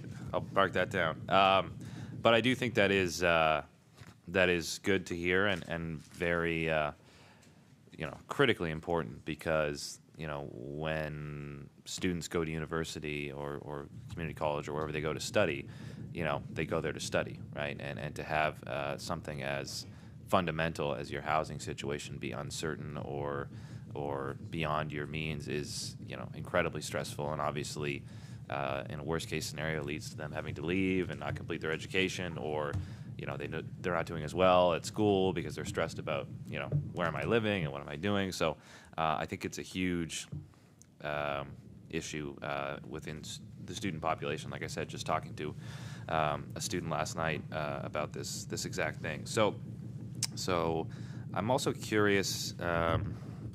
You talked about the housing needs assessment and a survey that was done as well. I'm just curious. Do you have the numbers available as to what the response rate was for that? Like, how many students did you hear from? Do you have that?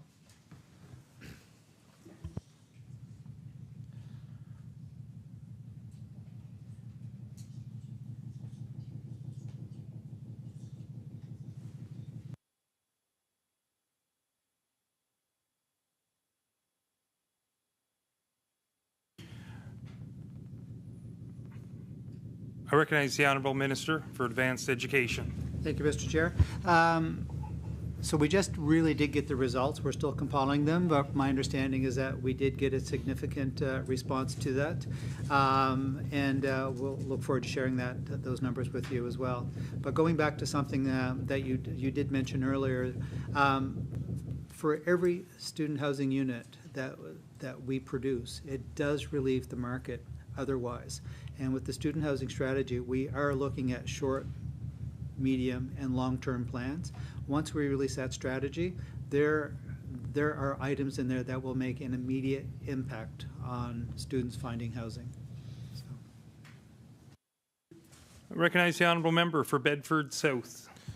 Thank you, Mr. Chair. Thank the Minister for that. And changing tunes here a little bit, I just wanted to ask about something that came to us, and I'm sure the Minister and the Department would be familiar with this as well, because I'm sure you had the same meeting with Students Nova Scotia that we did over the last little while, talking about open educational resources, OER, kind of an open source textbook replacement strategy, perhaps in some ways. We all remember spending $175 for a 75-pound textbook that, killed your back and you barely used, and then at the end of the year you sold it for $20 and you felt terrible about the whole process.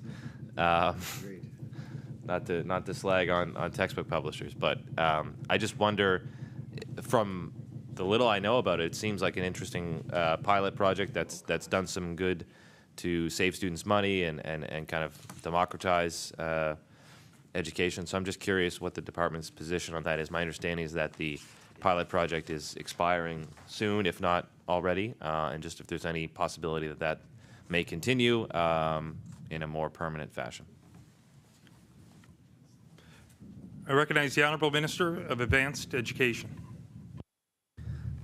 So thank you for that question. Thank you, Mr. Chair.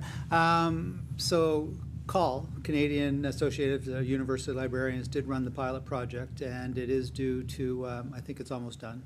I, like you, had big books like that, paid $275 and used one chapter out of them. So very frustrating, and I understand the plight of students. I do get that once it's up and running, it's a very valuable tool. The items and stuff and the, whatever materials, questions, they're all peer reviewed. It's nice to be able to work for us. It's a little bit more complicated, I guess, than just saying, yes, we're going to throw money at it, but it's because it really does have to be coordinated with other provinces and other schools in order to make it work and make it viable. It's something that is absolutely top of mind for me, and look forward to, maybe, hopefully later, we'll have something. We are working on it. I recognize the honourable member of Bedford South. June 22nd, then, yeah. Yeah, thanks to the member for Hammond Plains Lucasville for having better research than I do on hand. But, according to Students Nova Scotia, they're looking at maybe a little under $300,000 a year, which, yeah, I understand that the department has to do due diligence on all this, and I do appreciate it would be, logistically not the easiest thing in the world to do, but I liked what you said earlier, Minister, about kind of innovation and changing things. Why do things for 4 years if you can do it in 3? Why do this instead of that? And one of the worst defenses for any position or policy is it's just the way we've always done it, right? So I appreciate that perspective, and I think this is a good example, a good practical example of a way to make student life more affordable and easier and more convenient that is not as vast or as all-encompassing as housing, for example. So I appreciate your comments on that. Also wanted to ask quickly about the announcement at St. Mary's. I guess this was earlier this month, perhaps? Yeah, earlier this month. The data analytics investment, I think that was $25 million or so. And I'm just curious about, it feels, based on some comments that were made at the time, that it came together very quickly, and I'm just curious if we could kind of explain the speed with which it happened and perhaps what it's going to look like, what the program will actually do and look like. Because we had comments here from a VP of Academic Research at SMU saying, quote, "This announcement came very suddenly, and so now we have to consult with our faculty who design and deliver these programs. So we will know that in a few months' time in terms of where we're going with that." So again, I'm not saying that it was a bad investment or that it didn't make sense, but I'm just curious why it seemed to come out of left field perhaps a little bit for St. Mary's. It's a big amount of money. You don't just turn that around in a day. So I'm just curious how that came together and kind of where that program is going to go and how you see it fitting into not just the advanced education space, but obviously also healthcare, which is what it's designed to do, I presume. Thank you. I recognize the Honourable Minister of Advanced Education. Thank you, Mr. Chair. Thank you for the question. You know what? This initiative and the two others we announced the week, the $58.9 million for the new med school in Cape Breton, the Innovation Center at St. X, and this data analytics program at St. Mary's. Those are three big projects to help cure what's going on in healthcare. So, and that's the reason that we have a Department of Advanced Education, is to do projects like this. So every post-secondary education or post-secondary institution was asked, what can you do to help us with healthcare? And the schools that came forward with a plan, we worked with them, we helped them tweak them. This was not something that came up at the last minute. This was something we worked with all of the schools for a significant amount of time to put it into place. What the person may have been referring to is that once we made a decision we were going forward with it, it was probably a shorter timeline than they probably would have liked or would have expected. But just I'll give you a little bit of background into what is happening at St. Mary's. So it's $25 million to advance priorities under the Action for Health Plan. It will help develop a diploma program in healthcare analytics that will help healthcare workers bring a new level of data-informed decision-making to Nova Scotia's healthcare system and address factors affecting the health and well-being of Nova Scotians. The second part of that is to provide a business administration program for healthcare administrators, office directors, and family doctors to support the province with becoming a magnet for health provider management and leadership training, and work with the Nova Scotia Community College to expand the university transfer program, formerly known as the 2+2 program, options to provide health students with expanded opportunities in health-related professions. This will provide students such as medical laboratory technologists and practical nurses with a 2-year diploma from NSCC with the opportunity to complete an additional 2 years of university to receive a 4-year Bachelor of Science degree in addition to their diploma. This will cultivate excellence on the front lines by expanding students' scope and knowledge and creating accessible pathways for them to enter advanced positions or education within the healthcare sector. So this is also an example where you can live anywhere in Nova Scotia with access to NSCC and maybe some of the online learning of NSCC to do a 2-year program and then go to St. Mary's and get a degree. I recognize the honourable member for Bedford South. Thank you, Mr. Chair. Thank the Minister for that. So just to clarify the beginning, the kind of the processing of this, I guess. So St. Mary's and other institutions were asked, you know, what are your ideas on healthcare? How can you help us on the healthcare front? They submitted, I presume, and they submitted some proposal laying out this vision that you just described, and then got notification, I would say quickly, that yes, we want to do this, and yes, the funding is there, which might have surprised them. Is that what you're saying, Minister? I recognize the Honourable Minister of Advanced Education.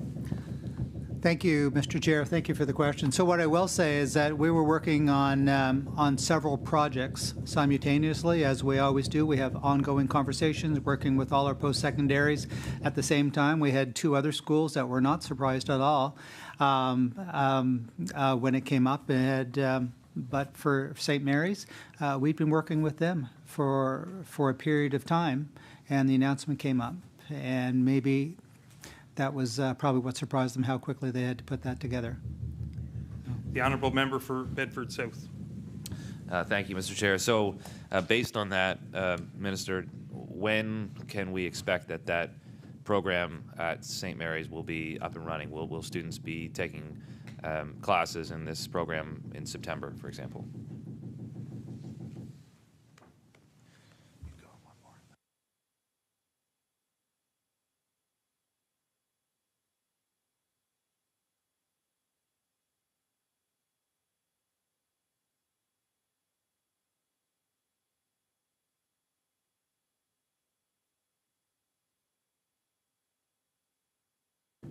The Honourable Minister of Advanced Education. Yeah. So thank you, Mr. Speaker. Thank you for the question. So the beauty of this, it's funny.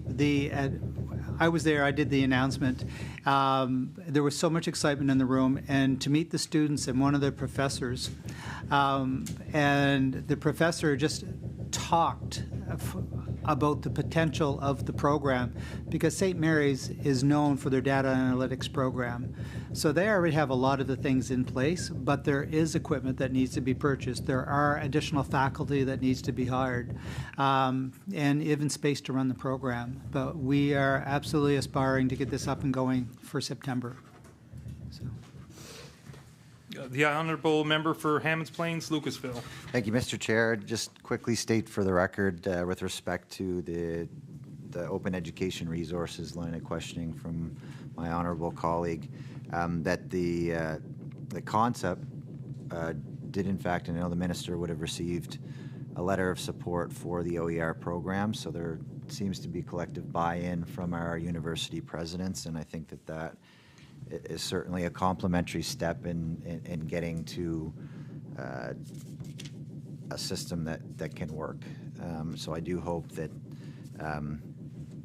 in the future, perhaps we will see that opportunity come to fruition. With respect to the work that our friends from Johns Hopkins is completing, I do appreciate the importance in any organization to grow and diversify and I guess consider alternatives or efficiencies. But can the minister perhaps table where the requests came from, or what inspired the conversation about shortening the university experience as I guess in this case as a means of reducing fees ultimately, but where did that come from? Like, why was in the conversations that I've had with student leaders and students, I don't hear that as a primary objective or an ask of government. So I'm curious to know where this initiative came from when there are so many other things that are receiving or that are being asked for specifically by students. The Honourable Minister of Advanced Education. Thank you, Mr. Speaker. Thank you for that question. We actually spoke about this last year when we met. And if it's about affordability, affordability is by accelerating a program will reduce the cost for a student significantly. And it's also the opportunity cost. So if you can take a 4-year program and make it a 3-year program, then I'll use the number if you're in residency and you're buying food, but it's over $14,000 a year. So if you could actually finish in 3 years, you save the monies that you would normally spend on housing and food, and you're in the workforce a year earlier.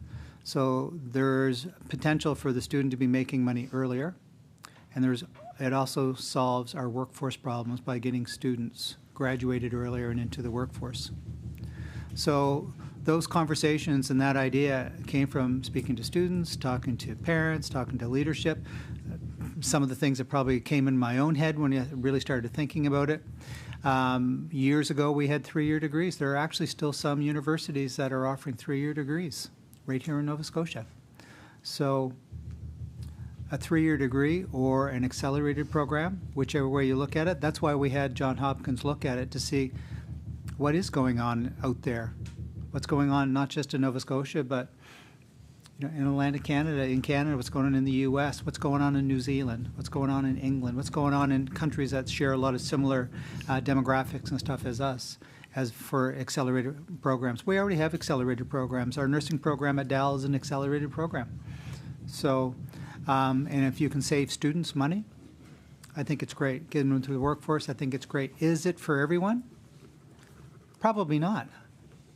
But I think it can help a lot of students. But I think we grew up in the culture of doing your post-secondary education from September to April. And then students finding jobs for May, June, July, August, trying to fund their next piece of it. And I think if we can kind of change the culture and saying, hey, I'm going to do courses in May and June. Because I did my first degree, I did the traditional way, 6 years for a 4-year degree. But my other 3 degrees, I have 2 master's degrees. I did them mostly weekends and in summers and part-time. And it's the only way to get it done. If I waited to only do my other degrees from September to April, I would have never gotten them done.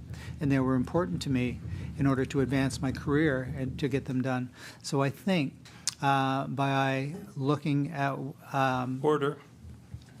That concludes the time for the official opposition.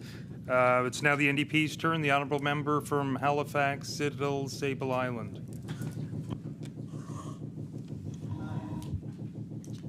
Would you like a break, Minister? Thank you. Yeah. I need breaks.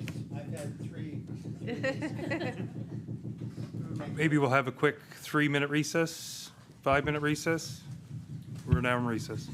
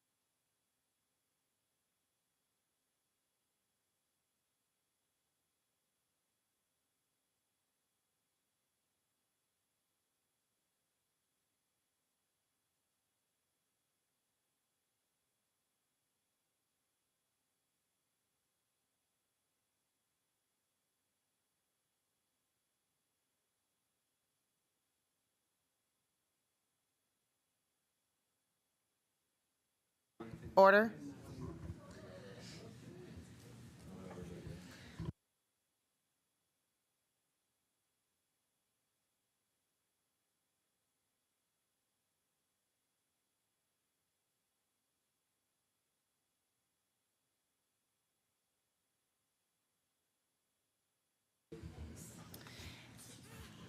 Thank you. It is now time for the NDP. Recognize. Yeah. I recognize the honourable member for Halifax Citadel Sable Island. Thanks very much. So maybe I'll continue on with some questions about the SMU program. So just a minute, I have to get resettled after our short break. So you talked about a process of talking with universities and asking, you know, how can you help in this challenging time? So was there a formal call for proposals developed that outlined what aspects of a program you'd be interested in funding?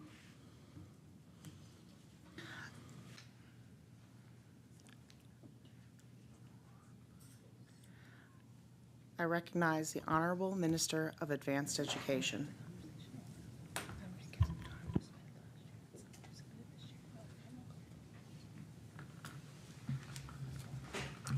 Thank you, Madam Chair. Thank you for the question. So we have our group that we meet with is with CONSUP, and that's all of our university presidents and President NSCC that are on the board. And so when we talk about what are the priorities and stuff moving forward, that's where we talk to the presidents and say, this is what our government priorities are. These are things, what can you help us with? Because at the end of the day, it's our universities that know what the art of the possible for them are. They are independent board-run institutions that know what their abilities are and what their future and stuff that they want to look at. So it really came through CONSUP and our work with the universities. As far as a formal call for proposals, it didn't happen that way. It happened around the board table and meeting with universities. So. I recognize the Honourable Member for Halifax Citadel Sable Island. Thank you. And so I guess, you know, the question is sort of how were proposals evaluated? Like a similar situation that you might think of is through CIHR. So CIHR, the Canadian Institutes of Health Research, set priorities, they share those with institutions, and then they have to have a defensible, transparent, accountable way to assess those proposals before they're approved. And so was there an assessment process or are there performance targets that you can share regarding this particular project, or more broadly the things that you wanted to fund?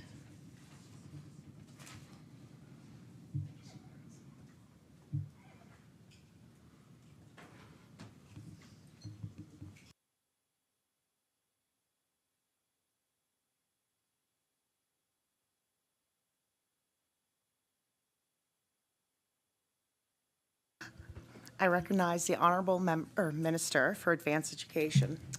Thank you, Madam Chair. Thank you for the question.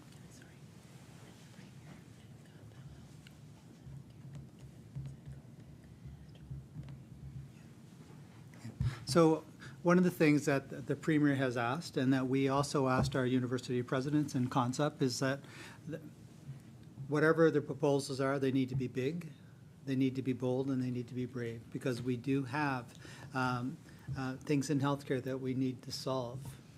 As far as proposals coming from our institutions, it's really, the ideas come from them, saying that these are the issues in healthcare, what can you do to help? Once they had a proposal, it was sent to our staff, and our staff really looked at what the proposal was, what the scope of it is, and the cost of the proposal, and those approvals were recommended from there. I recognize the honourable member for Halifax Citadel Sable Island. Thank you. So thank you for the answer. And I mean, I honestly just can't let the statement go by that the sort of how these things were evaluated was whether they were big, bold, and brave. Like, that's not, I have sat on both sides of grant processes in government, in universities, and other, through nonprofit organizations. And I don't know how you could measure big, bold, and brave. So I mean, that's a concerning description. And yeah, I guess I think that there are ways that we fund initiatives in post-secondary education in this country that are sort of more evidence-based, I guess, is what I would say. So is there a performance framework in place for the $25 million that you've given SMU? I recognize the Honourable Minister for Advanced Education. Thank you, Madam Chair, and thank you for the question. Well, when I speak about big, bold, and brave, when we talk about a new med school in Cape Breton University, that's big, that's bold, and that's brave, and it's thinking differently. It's thinking differently because for decades we had one medical school for Nova Scotia, and that's centered in Halifax. And we are concerned that we need to satisfy the need of doctors in rural Nova Scotia. We need to satisfy the need of getting more doctors out faster. We need more, we need better, and we do need faster. So a $58.9 million investment in doctors that's going to help all of Nova Scotians, I don't think is a bad decision. Investing $34 million in St. Mary's University for healthcare data analytics is doing things differently. It's really being bold. It's being different. So whether or not I use those three terms, but we want people to think differently. And healthcare analytics is definitely a different way. We've never done it before. We've done it in education, we've done it in the private sector, we've done it in the public. It's been done everywhere, but we've never done it with healthcare. So those are, when they come with proposals and our department evaluates it, they're evaluating it based on what is the impact. What's the impact this is going to have for the cost that it's going to take? Also, some of the ideas, even when the Premier and the Minister toured Nova Scotia, they heard this from healthcare practitioners, what some of these needs were.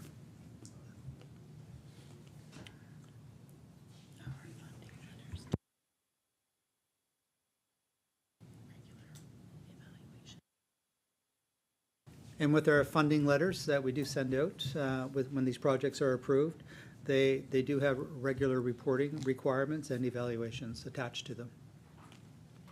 I recognize the honourable member for Halifax Citadel Sable Island. Thank you. So I'm going to take that as a no, that there isn't a performance measurement framework in place that talks about, what the expected results are of this project. So I mean, I guess, and I guess I don't quite agree that there's no data analytics being used in Nova Scotia. There certainly is. I think there's a whole unit in the Department of Health and Wellness. I mean, there are specialists in this. So I think, that I am a proud supporter of the post-secondary education system, that I've worked in post-secondary education. I'm currently a PhD student. You want to talk about data? You want to talk about data? I'd love to talk about data. So my question is, what's the data behind this decision? What do you think we're going to get? What's the impact? What's the need and what's the impact? And I guess can I add? Mike's still. I'm gonna. And what's happening in other jurisdictions? Because certainly, not only have I accessed health data experts through Nova Scotia Health, at the IWK, at Dalhousie, but also across the country. And we can't possibly think that we're so unique that all of our expertise needs to reside in Nova Scotia.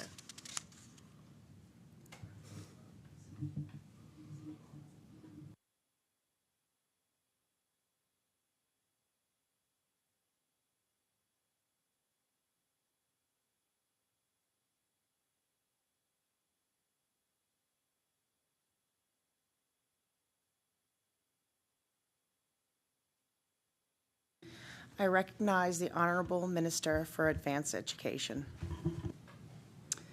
Thank you, Madam Speaker. Thank you for the follow-up questions. I'm not suggesting that Nova Scotia Health has never used data analytics. And there is a department, but that department, in order for it to runs by bringing people from other countries, bringing people in with that expertise. We have never had a program where we train people here, and the thing is we need to expand it as well. It's not just a one-time event. So data analytics is going to become a bigger focus for healthcare in Nova Scotia. I recognize the Honorable Member for Halifax Citadel Sable Island. Okay, just a few more numbers questions. So what's the targeted number of students? And how do you know, and what do you expect the retention rate in Nova Scotia? So how many positions are there currently in Nova Scotia that allow you to speculate on how many students you need to finish this program? And the 25 million, so surely that's not going to be spent between like now and September to set up the program. So how long is the 25 million for? What are the expectations of partner organizations when they're given money that they hold across various fiscal years? What happens with the interest? Do they keep it? Does it revert to government? So yeah, some more numbers questions. I recognize the Honorable Minister of Advanced Education. Madam Chair, thank you for the question. So the plan is still, it's in development, and we hope to have that whole plan put together by June, but the breakdown of the monies that are being spent, so 12.5 million is supposed to be is going towards the healthcare data analytics program. 7.5 million is the management and leadership programming, and 5 million is to expand the articulation agreement between or with NSCC.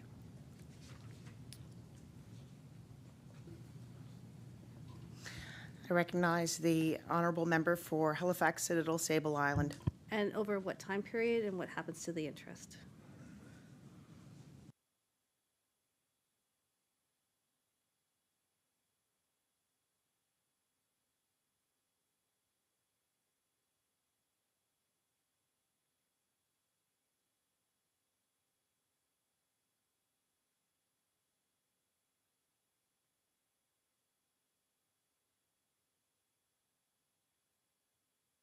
I recognize the Honorable Minister for Advanced Education. Thank you, Madam Chair. So the agreement that we're hoping to have in place will articulate all of those details, but once it's approved, the university will receive those funds, and they will constantly be monitored by our department to see where the funds are going, how they're being spent. I recognize the Honorable Member for Halifax Citadel Sable Island. Well, hopefully by the time we come back again next year, you'll be able to share with us the performance framework, the goals of this project, and what's happening with the money. And because I think, these are big numbers, and, as I suggested earlier in the House today, I mean, a lot of this money is being pushed out and is going to sit with partners over multi-years. Now, on the partner side of things, I think that's great, because I actually have worked in both, government funding where it's fiscal year by fiscal year, and I think that can distort some planning and spending habits. At the same time, on the government side, it's very easy to lose track, and I am really curious. 25 million is a ton of money, so the interest is a huge question. And I know there's some confusion in the agreements that the government has with Efficiency One, and I'm just going to forget the organization's name, but other organizations, and some of them are required to pay back the interest and some aren't. So, I think this is a very real question for Nova Scotians. So I'll turn to the CBU Medical School, which, I not only do I have a background post-secondary education, but, you know, my in-laws were both highly involved in medical education. And my mother-in-law set up the Northern Ontario School of Medicine residency program. My father-in-law established the Dell Family Medical Clinic. So years, decades, really, of experience in medical education. But there's some questions that I have around this idea. So, you know, we keep talking about 30 doctors a year, that there'll be like 130 doctors happening, you know, 120 doctors at any one time. So are we only planning to train family doctors? Like, what happens when people choose specialties? And how are we going to there seems to be the inference that they'll all stay in Nova Scotia and they'll all practice rurally. So surely you've given some consideration to what the incentives would be to make that actually happen. Because, you know, the medical residency process is a national process. And in fact, on March 22nd, we just had the Canadian Medical Residency Service results. And if you're on academic Twitter online or medical Twitter, you can see everybody saying, like, I matched with Peds at McGill, or I matched with, you know, orthopedics at U of T. And there are 268 unfilled family medicine positions through that matching process. It's the most that there's ever had, but the inability to fill the family medical spots has been an ongoing challenge nationwide. So why is Cape Breton going to be different? How are we going to keep 30 people here and that not have them want to go do specialties and all those sorts of things? How are we going to get 30 doctors every year?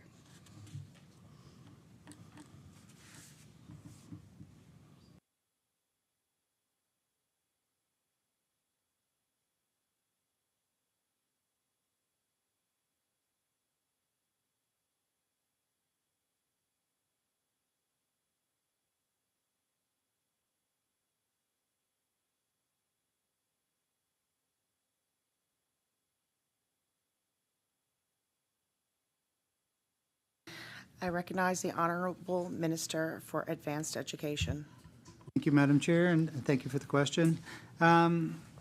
So we all know there is a shortage of doctors. There's a shortage of healthcare professionals right across the province. Rural Nova Scotia, in particular, it has a shortage that we need to fill. So we are asking students that go through this med school to sign a return of service agreement. And we do know that nationally there are some hiccups going on as to where people end up. But we are certainly going to advocate for the students that go through the program get placed in Nova Scotia. I recognize the Honorable Member for Halifax Citadel Sable Island. So can you tell us more about the return of service agreement? Because that's the first time I've heard of this as part of this deal. And, you know, often a return of service offers something to get something. So what's the deal in the return of service agreement?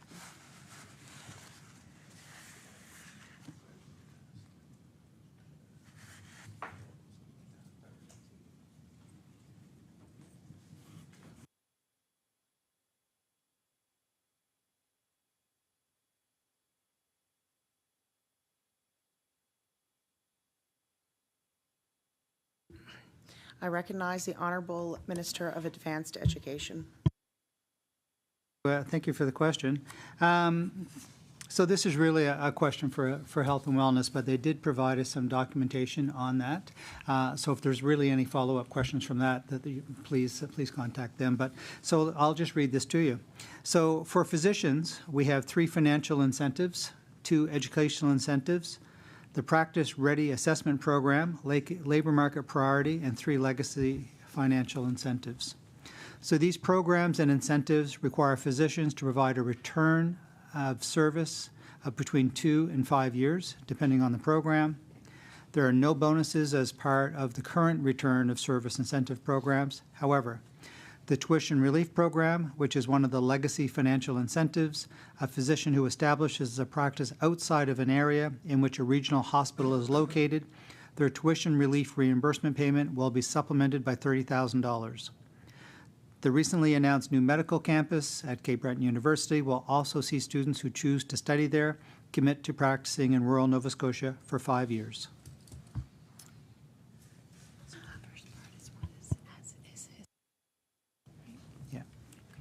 I recognize the honorable member for Halifax Citadel, Sable Island. Thank you. So, I mean, that's helpful, but what I didn't hear in that answer was, you were talking about current existing programs, so the current tuition release reimbursement. So what is, if you're going to ask people to sign a 5-year commitment, what specifically is being offered to students who go to medical school at CBU? Can you just walk me through the math? I recognize the honorable minister for advanced education. Yeah, thank you, Madam Chair. And that is a question for health and wellness. So sorry I don't have that information to share with you. I recognize the honorable member for Halifax Citadel, Sable Island. Thanks. So you've talked quite a bit about the MyTax investments, and certainly that's an initiative that I'm very familiar with. It actually, I was going to tell a long story about its funding origins, but I'm not going to. I'll let you say. No, it's okay. So it started as the same type of initiative that I managed at Dal as well. So the same funding body that no longer exists, but. So MyTax, I do know about it. What I'm wondering, you've shared some great anecdotes, but again, $1 million to $13 million is a lot of money. So what's the performance measurements that you're looking for? What's the impact? How are you measuring success? How many students, completion rates, retention in Nova Scotia? I'm also interested in the demographics of who's accessing MyTax, so gender, race. Are they from Nova Scotia? What do we know about these students?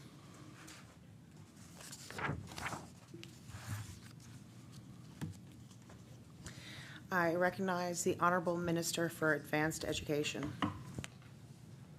Thank you, Madam Chair. Thank you for the question. I'm going to read you some of the information. I don't have all the answers as far the detailed stuff that MyTax may have, but MyTax has been running nationwide and is a very well-respected organization, and they have their own performance metrics. And but as far as what we look for in Nova Scotia and our investment, it's really that work-integrated learning experience, that hands-on experience that students are getting from working in businesses and doing the research that's really going to move this province forward. So, but let me read you some of the background. I understand that you know that you're familiar with a lot of this. So since 2018-19, the former Department of Labor and Advanced Education provided $1 million a year to fund 250 student internship units.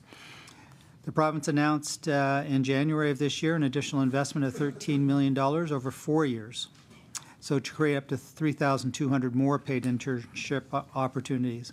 So it brings the total MyTax investment to $16.9 million to support 4,244 internship units. So this additional investment helps MyTax leverage $19.4 million in federal funding. So this is really big for Nova Scotia, and I know it's that you understand how big it really is. Each internship is currently funded in the following way. So $4,000 would come from the provincial investment, $6,000 from government, and $7,500 from industry. So an example, and I think I mentioned Scotian Gold earlier, but Scotian Gold partnered with researchers from Acadia with the support of MyTax Accelerate program. There are 4 different programs to develop AI technology to aid in the management of high-value apple crops. The method designed through this project consists of inexpensive digital photography paired with cloud-based machine learning and will enable farmers to better predict crop yield. Accurate and consistent estimates achieved with this technology could prove invaluable for rural economies. So the investments from the province leverages a lot of federal dollars, and the MyTax itself is have a lot of data on the success of their program and who's doing their programs, but they have a good reputation. Can you ask for a minute? Can you ask for a minute? Could I have 1 minute, please, Madam Chair? This is the reporting requirements by program.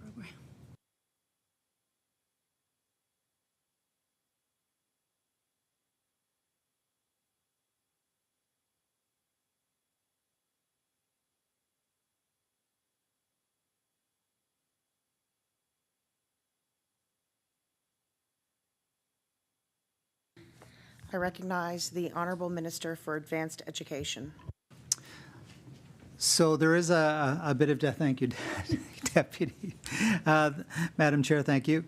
So there is a number of KPIs and stuff that we have listed in there. So, and I don't have the numbers, but this is the data that is collected. So number of internships or fellowships delivered by program, by discipline, internships that are delivered by whether you're an undergrad, grad, postdoc, college, or equivalent.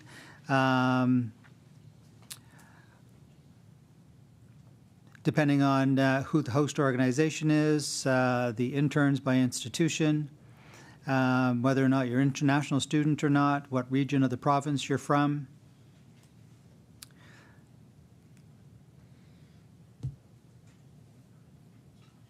Some of the outcomes and stuff that they talk about is they do an annual survey result from the interns and the host organizations. They collect the type of skills, knowledge, and experience that has been learned, types of supports provided by the organizations to the interns, labor market tracking, and then the financial piece is always tracked as well, so where the money's going. So those are just some samples.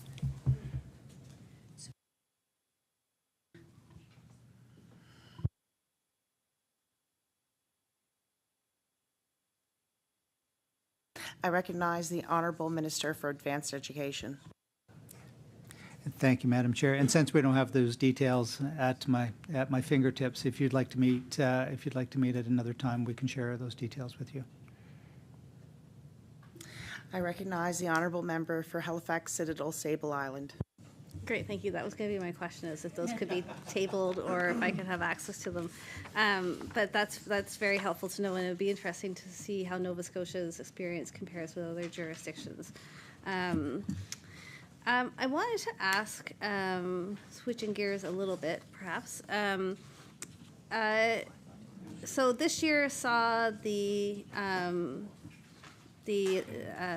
inception of a really ambitious CCA training and education program.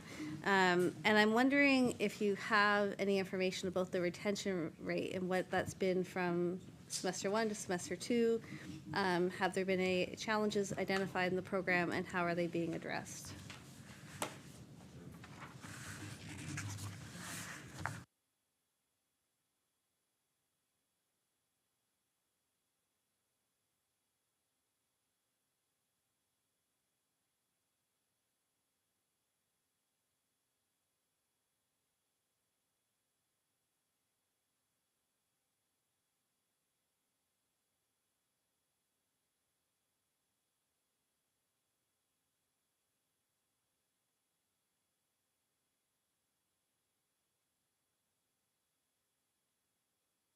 I recognize the Honorable Minister of Advanced Education. Thank you, Madam Chair. Thank you for the question. We're very proud of the CCA program and the uptake and the institutions that have stepped forward to deliver the program. With the increase in CCA wages was a really big factor in getting more CCAs entering the program and going into the workforce. So we're on track to train 2,000 CCAs, which includes covering their cost of tuition. More than 1,000 caring individuals have already signed up as of fall of 2022, and we're looking forward to fulfilling and probably surpassing what we initially thought. The program is new, but the initial feedback, the programs, depending on where you take it, but the private career colleges, their programs are around 35 weeks. And a lot of the graduates, the first graduation, I think, was last fall. In order to complete it, and then NSCC is offering programs as well. So as far as retention in the workforce, it's really early to know how retention is going because it's too early to collect the data because this particular program is so new. But we do know that some of our long-term care facilities through Seniors Long-Term Care have really been working with starting to collect data on the success of the program because it's really hard to measure it when we haven't been here long enough. I recognize the Honourable Member for Halifax Citadel Sable Island. But I guess I was wondering about earlier information that might point to how the program's going. So, for instance, if the 37-week programs have finished at the private career colleges, what was the completion rate? So from who started to who finished. And at NSCC, what was the retention rate from semester 1 to semester 2?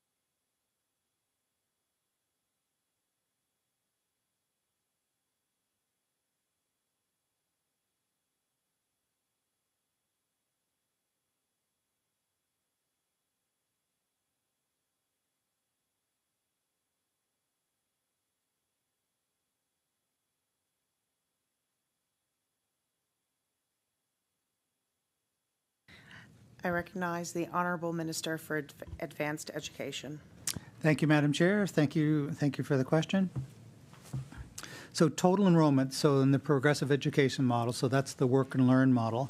So total enrollment whose program began and completed in the period was 348. And total graduates of PECA, students whose programs began and completed in the period was 270. So we had a 78% graduation rate. The progressive education model was really unique, and that was really hearing from CCAs and hearing how best to graduate students from the program. One of the things about a lot of students is that they don't want to sit in classrooms for weeks and weeks and weeks and weeks before they get the work experience. So the beautiful piece is the work integrated learning model, and which I advocate for at all levels of education. But to have 2 days a week right off the bat that they can work in a long-term care facility or wherever their job ended up, that they can try it out and make money at the same time. 78% is a really good graduation rate. I recognize the Honorable Member for Halifax, Citadel, Sable Island. And just before I move on, what was the goal for completion in that program?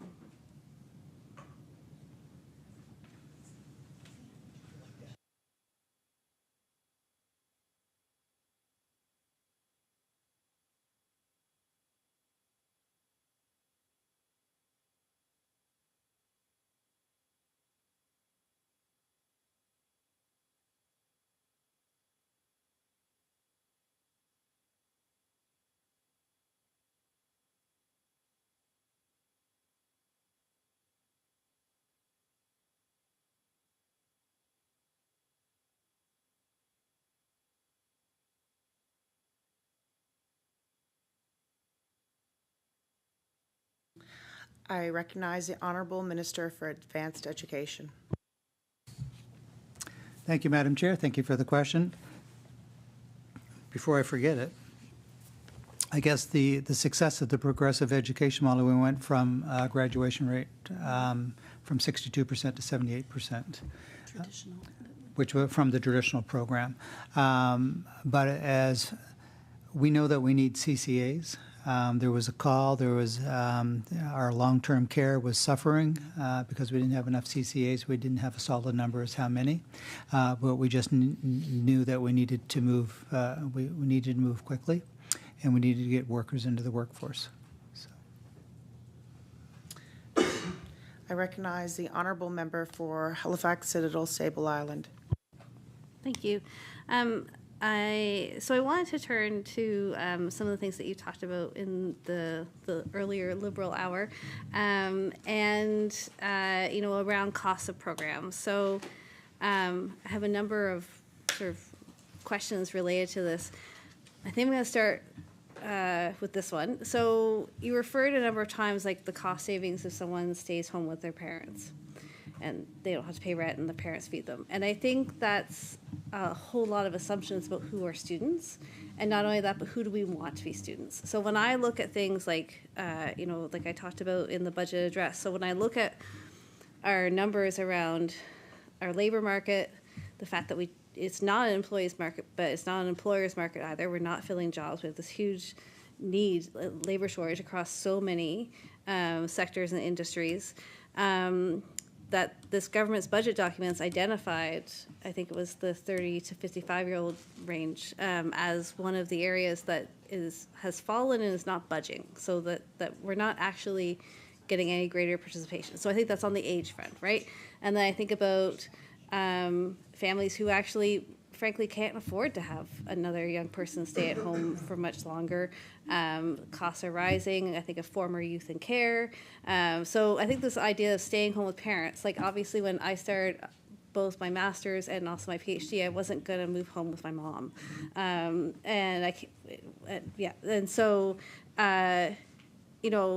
So I'm wondering, what do we know about the composition of the student body in post-secondary in Nova Scotia? So what are the ages, race? I know we know this by institution because I can't quite remember what DAL was, but the percentage of students who are actually from Nova Scotia, and who are parents, all those sorts of questions. Like, what do we know about the student body in Nova Scotia? Because I think if we're going to talk about tuition costs, we need to know who we're talking about, right? Like, you can't live at home if I can't move home. Like my in-laws don't want me and my kids all moving in. But I think you would agree that ongoing education is an important action.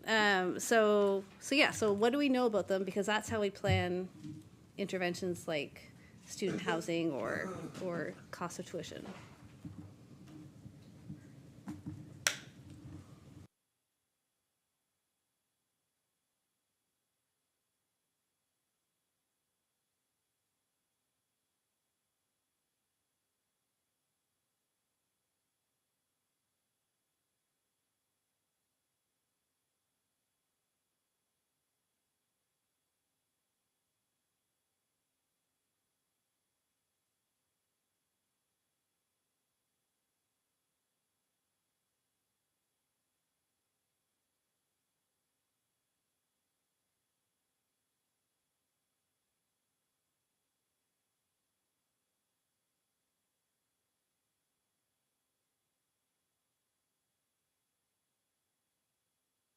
I recognize the Minister of Advanced Education. Thank you, Madam Speaker. Thank you for the question. There's no doubt that the demographic of students is changing. We have students going back later in life. I'm a firm believer in lifelong learning. When I think of the traditional student, when I was speaking earlier, I was really thinking of the students that are in their first undergrad degree. A lot of them are coming right out of high school to post-secondary. So I'm not just talking about university either. I'm also talking about NSCC. But if we want to make it accessible, and we truly want to make sure that we promote the fact that students can get a post-secondary education while living in their own community, it is possible. Sometimes it might not be the best choice. Some parents don't want their kids at home, and some kids don't want to be at home. So I look at both of those. It's not for everyone, but it's part of the solution. It's not the entire solution. Even when I talked about accelerated programs, that's not for everyone, but that's part of the solution. That's for some people. So when I talked about the ability to stay in your home community, go to NSCC for 2 years, and then go to a university, I'm really talking about for some people. I have friends of ours that they made sure that their students, and the students did not want to stay at home, that they're in Ontario, so they could as far away as they can. My son is going to NSCC, living at home, getting home cooked meals and where he can do his own laundry, and he also works part-time. So I don't think we can ever put everybody in the same box, and I understand that fully. And I would never proclaim to say that it's a one-size-fits-all, because it's not. As an adult, I went back to school to do a second degree. I went back as a single dad. I went back thinking that I could fund 2 years of education where I found out I could really fund one. I know what it's like to struggle. I know what it's like to be on welfare. I know what it's like to know that you can't go to Tim Hortons to get a coffee. I know the demographic changes. When we talk about student housing, we do have to change it. But if you're an adult and you're in a job, you're making a choice, and hopefully you're making good financial decisions moving forward, but it doesn't always work out the way. That's why we do have student assistance. That's why we have other things in place. We do have some demographic data that I'm hoping that I'll be able to share with you with the type of students, but we do know that we have a lot of international students that they already have their first degree. They're coming to do their second degree or a second certificate. They're doing a 1-year program or a 2-year program. A lot of the students are coming for a short time, and then they're opening businesses, they're getting jobs and stuff here. It's a pathway to PR for some of them, as a matter of fact, and eventually they're going to become citizens, and they're going to contribute to our society and our communities. So talking about the affordability of education for anyone, I go back to that whole umbrella piece. It's not just about housing. It's just not about tuition. It's about a whole bunch of different factors. It's about transportation. It's about all of those things that we really have to wrap our heads around to see how do they work together. Phoenix Youth Programs put together a wonderful program at the beginning of this school year. And in August, they announced that I think they had room in their facility. I think it was for 5. It might have been 2. Please don't quote me on it. But it's a wraparound service. So they would take a student in and make sure that they had access to food, and they had and they knew how the transit system worked, and they knew where to get services when they need them. And those wraparound services are really important. So I think anytime we talk about costs or student housing or tuition, we truly have to look at the bigger picture, because it can never just be one item. I recognize the honourable member for Halifax Citadel Sable Island. So my question was actually about the demographics and who are students in Nova Scotia. Do you have some of that information in terms of percentage of Nova Scotia students, age, information like that? And I intended that to be university and NSCC.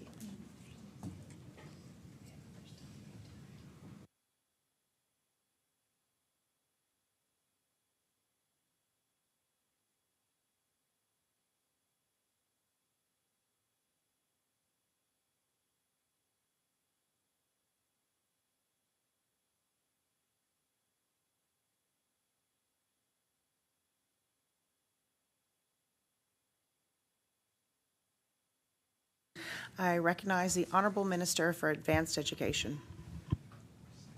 And thank you for the clarification. I think once I got talking, I forgot what you were asking. But Maritime Provinces Higher Education Commission, there is so much data on their website. I don't have that at my fingertips, but that is certainly something that if you have a question based on that specific data points, that we could certainly look that up for you and get back to you. I recognize the honourable member for Halifax Citadel Sable Island. Thank you. So you've talked a lot about in the session the idea of accelerating programs, and I have to say I feel like I hadn't heard that as part of the discussion previously, but perhaps I missed it. Got a lot of critic areas. So, so is that an official policy of this government? I recognize the honourable minister for Advanced Education. So this is an idea.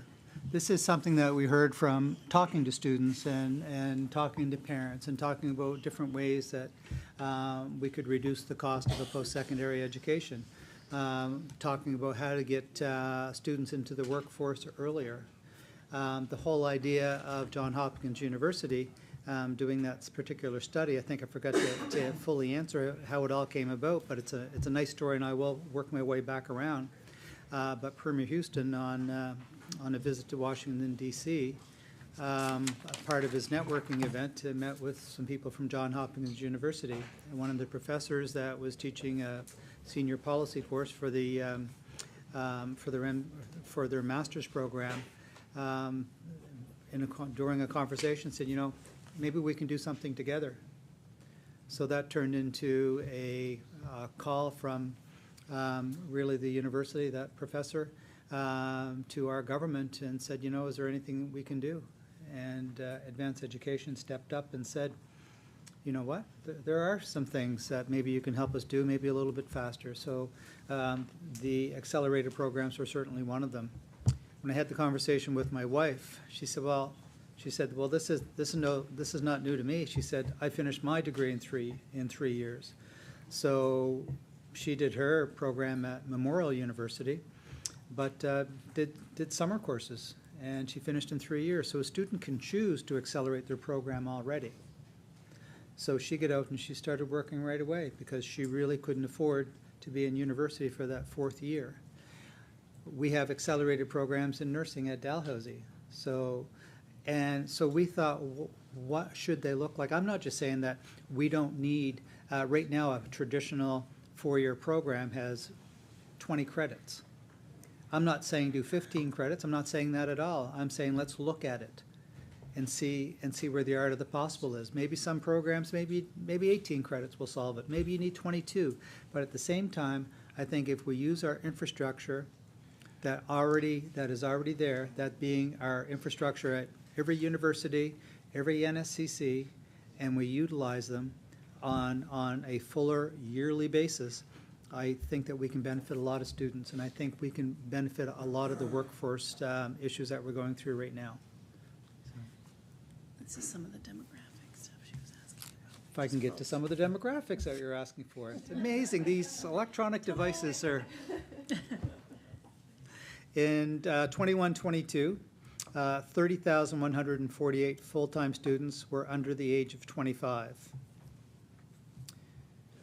9,259 full-time students in the same year were 25 years or older. And in the same year, 26,766 females enrolled and 18,348 males. And that data is available on the MPEC website, which is very user-friendly. I recognize the honourable member for Halifax Citadel, Sable Island. And I just wanted to go back to some of the conversation around international students. I have 5 post-secondary institutions in my riding, and I have a lot of international students. So when I go door to door, there are whole buildings, basically, with people on international stature of some kind, but mostly international students. And they are the best people to talk to at the door. They're really, very engaged, very interested in being part of this community, very disappointed they can't vote. But, I think one consistent issue is the question of access to MSI. And given the importance of international students to our communities, I'm wondering if the government will consider extending MSI to international students as soon as they arrive.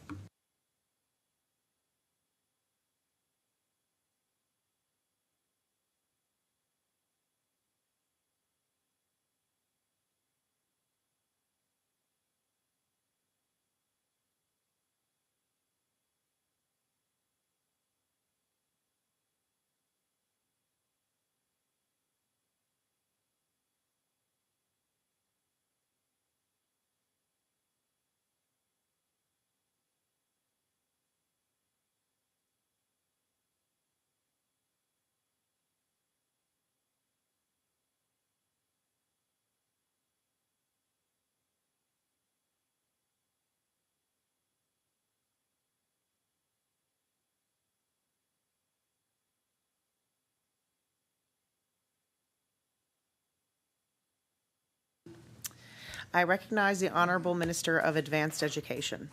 Thank you, Madam Chair. Thank you for the question.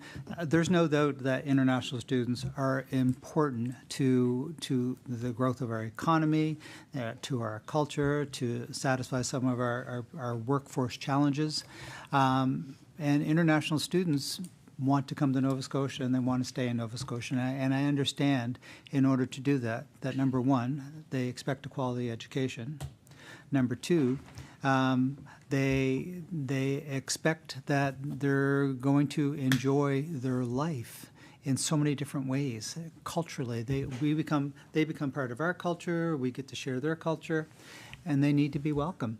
So MSI is for every international student that comes into Nova Scotia University has to have coverage, some kind of insurance coverage, and we understand that, and students also understand that when they come here, they have to have some kind of coverage.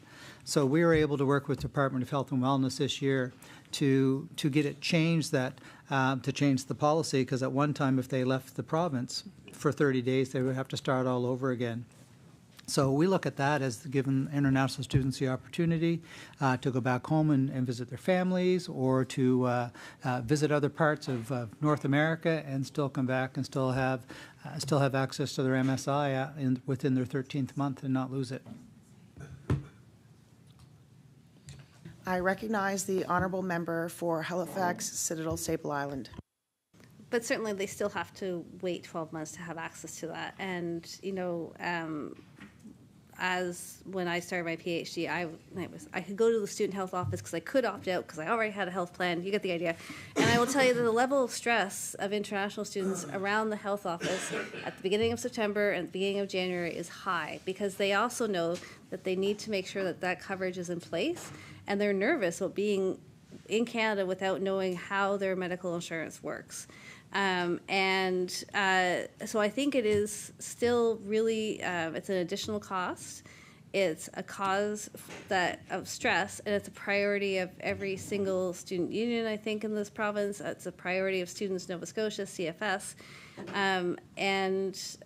You know, we really think that that 12-month waiting period is too long, and creates an additional burden that would be easy to remove.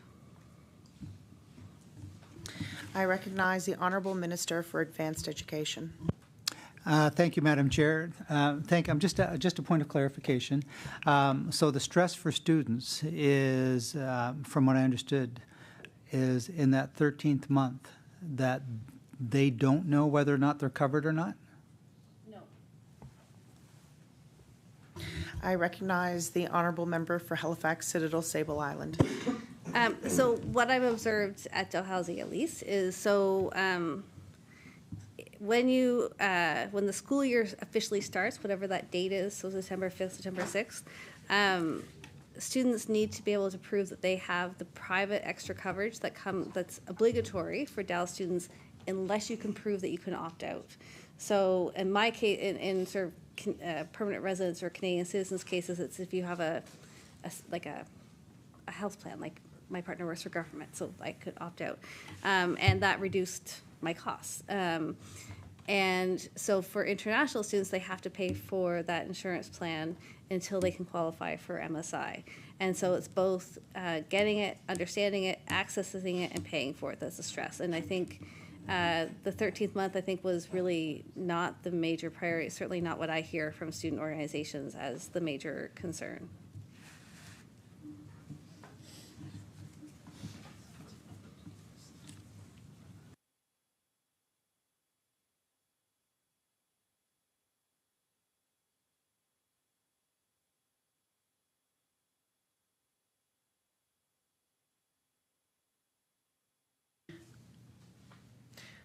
I recognize the Honourable Minister for Advanced Education. Thank you, Madam Chair. Thank you for the clarification. It is important when students come to Nova Scotia that they do know that they do have coverage, but before they even come to Nova Scotia, they do understand that they have to purchase private insurance very often through the university before they do so. But there's also a number of students that come here and they already have their own family coverage regardless of where they're from. But speaking to the student groups, they were very pleased to see that we had advocated on their behalf with the Department of Health and Wellness efforts to get that changed where they can certainly leave the province. But we will continue to work with the Department of Health and Wellness to try to make things better for international students. I recognize the honourable member of Halifax Citadel Sable Island with a reminder that she has 7 minutes left. Thank you. Just trying to figure out where to go now. So you talked about 1.3 million in this year's budget for a debt management tool, and I'm wondering if you can tell us a little bit about that. Who's the provider? So I assume it's a third-party provider. And how do students do? Is it a mandatory tool that you have to use if you're receiving student assistance? How does it work?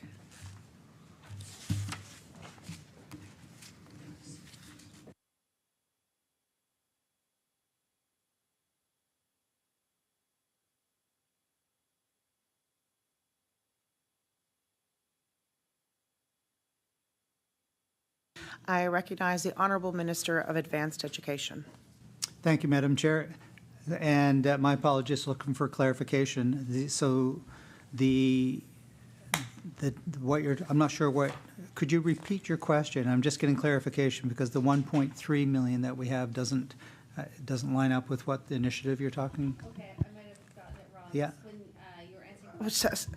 I recognize the honourable member for Halifax Citadel Sable Island. As part of an earlier discussion, I think you were running through some of the like what makes up the 13.3 million, and you talked about a debt management tool. So maybe I got the number wrong, but what is this debt management tool? You talked about 1,000 students having accessed it. So Repayment assistance. I recognize the Honourable Minister for Advanced Education. So and if this isn't what you were asking, I'll certainly delve a little deeper. But we do have the repayment assistance program. So that is $1.3 million, and it's a debt management tool designed to assist student borrowers transitioning from post-secondary education to the labor market. So student borrowers who have difficulty repaying their student loans are able to make affordable payments based on their income and family size. And the number of students accessing the repayment assistance program has been increasing prior to COVID. So what it does, it really looks at what your repayment based on what your family composition is, and what your ability and stuff is.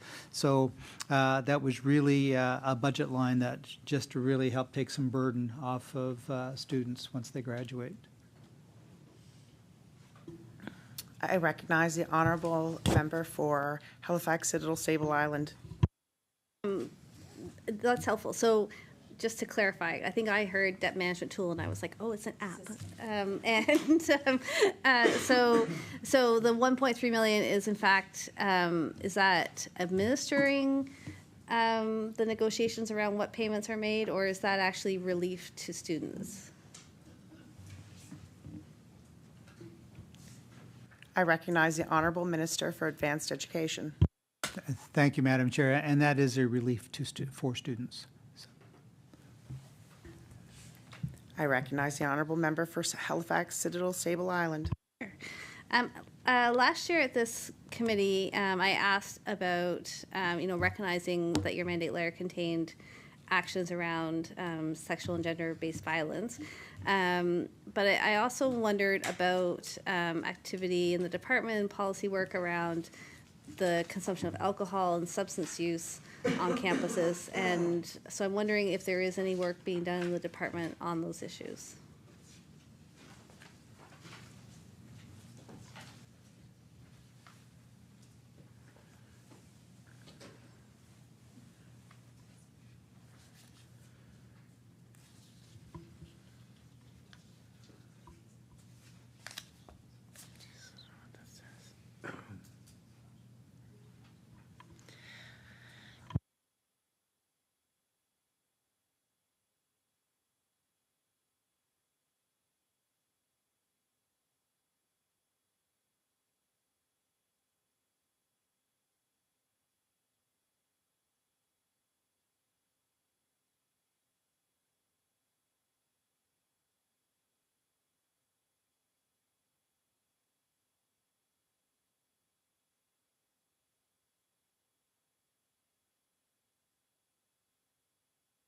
I recognize the Honourable Minister for Advanced Education. Thank you, Madam Chair. I surprised myself at my own memory. It's like, as were others. Thank you for the question. It is an important question, but the sexual violence prevention program. So that was part. We're actually in the last year of the agreement for that, and looking forward to renegotiating, see what we can come up with. But that was part of CONCEPT and part of the innovation team. But there was a $470,000 a year initiative for that. Each school got a portion of that to have a committee in order to make sure that sexual violence prevention was a priority at every school. Also this year we expanded that to the private career colleges. So as far as the e-mental health tools for addictions and alcohol, we give $600,000 a year to our Healthy Minds, which is a suite of mental health tools that students can access, including one-on-one with mental health practitioners, phone calls when they need it, even a texting app that they can use. I recognize the Honourable Member for Halifax Citadel Sable Island with 30 seconds left. How many students access Healthy Minds each year?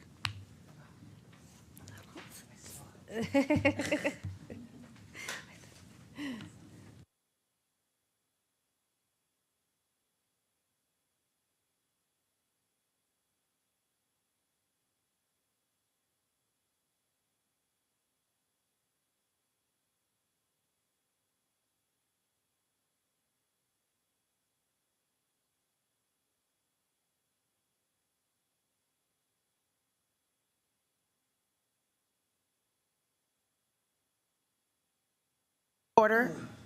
I note that the NDP's time has expired. It is now time for the Liberals. I recognize the Honourable Member for Hammonds Plain, Lucasville. Thank you, Madam Chair, and I invite the Minister to finish his response, start and finish his response for the member from the NDP. I recognize the Honourable Minister of Advanced Education. Thank you, Madam Chair. That's so nice. We'll get the number. Yeah. Accessing Healthy Minds. Yeah, so we will provide you with that number once we find out. So thank you. Do you want to? I also have an update, since my mic is still there.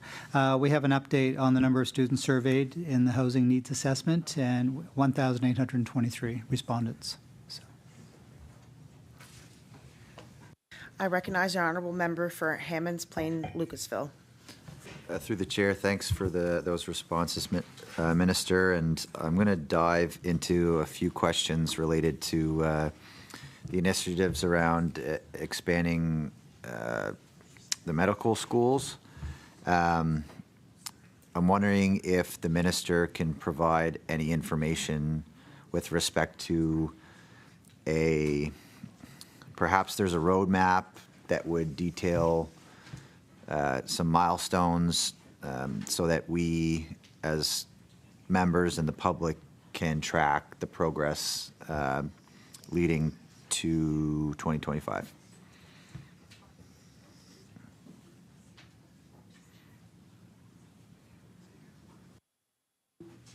I recognize the Honourable Minister for Advanced Education. Would it be possible to be a little more specific as to maybe some specific items that you're looking for? I recognize the Honourable Member for Hammonds Plain, Lucasville. At the risk of being wise, I've never set up a medical school before, but I don't know. Like, is there anything tangible that could be shared, just in terms of the strategy on how we plan to get there? Maybe including, like, what maybe I'll dive into my next question, and that will help, I guess, fill some of these suggestions. So, one of the biggest issues will be finding faculty to support the learning at the school. So,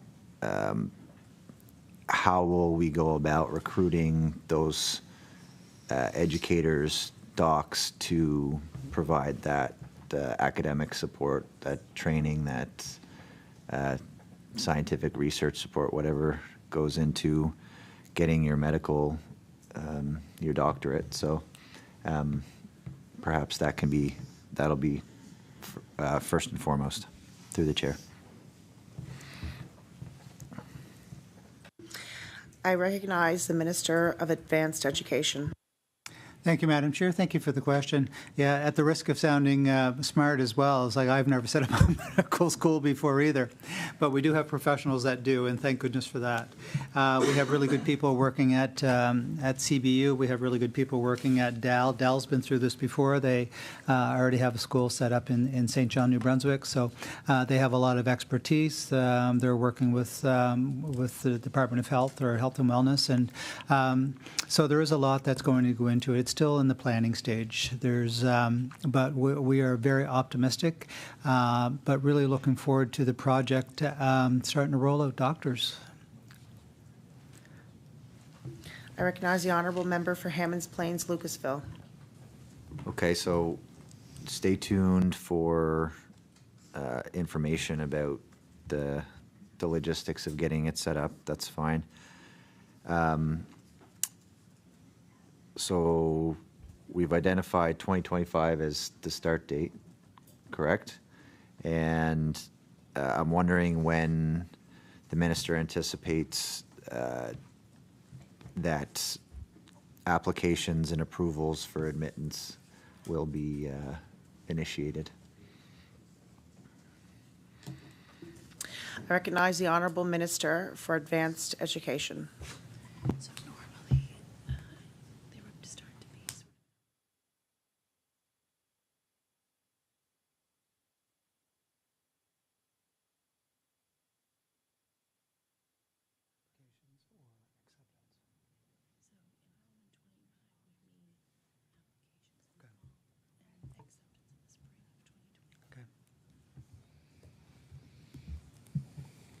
Oh, thank you for the question. Thank you, Madam Chair. Normal procedure is that applications would start 1 year before the start date of the program. So the start date of the program is we're looking at September of 2025, so they'd be looking at starting to accept applications in the fall of 2024. I recognize the Honourable Member for Hammonds Plains, Lucasville.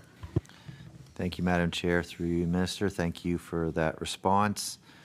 With respect to the progression through that program, have you had discussions with your counterparts with respect to the availability of residency seats, and is there an intention to expand the capabilities of our residency program throughout the province?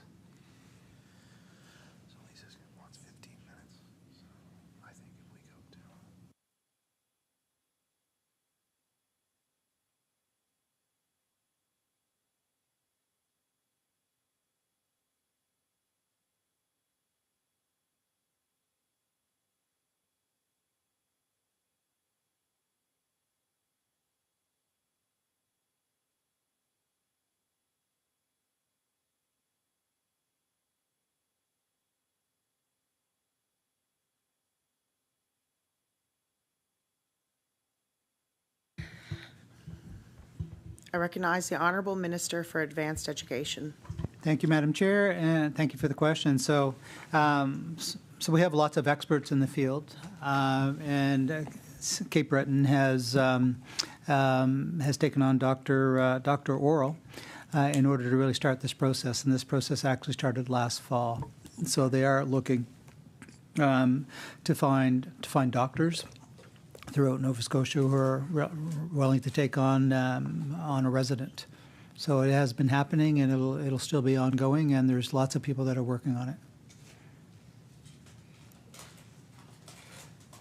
I recognize the Honourable Member for Hammonds Plains, Lucasville.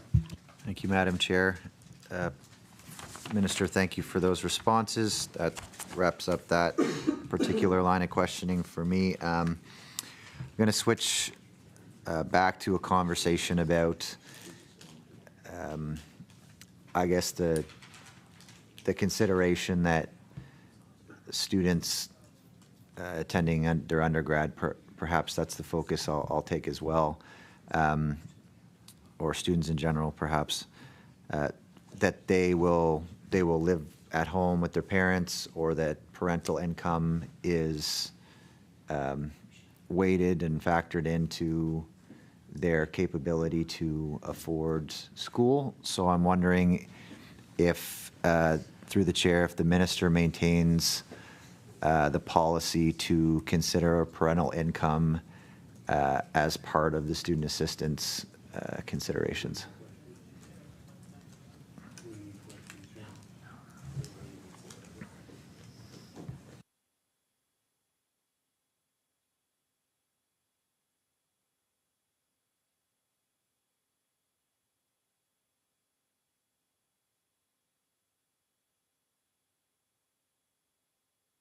I recognize the Honorable Minister for Advanced Education. Thank you, Madam Chair. And just wanted to clarify, I think what was asked was, is there a consideration of parental income now for student assistance? Okay, so was that the question? Okay. I'm assuming, Madam Chair, that the question was, is there a consideration not to include parental income? I recognize the Honorable Member for Hammonds Plains, Lucasville. Yeah, thank you, Madam Chair. I appreciate the opportunity to clarify.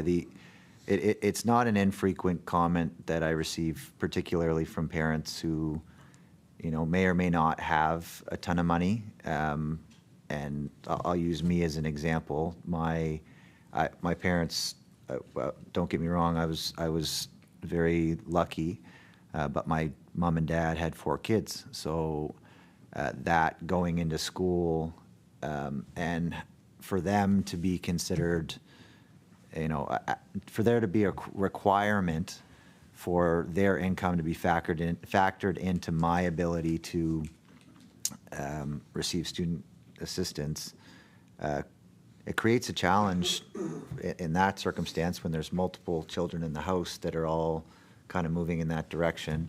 And I continue to hear it through this position that I get calls from constituents, parents saying, why, like, what if I didn't have the capability to afford to pay for, or I don't have, a strong ability, and given inflationary pressures that every household is experiencing, and I mean, I guess the concept of independence as another factor, why is it that we continue to enable this, in my view, restrictive policy with respect to student assistance?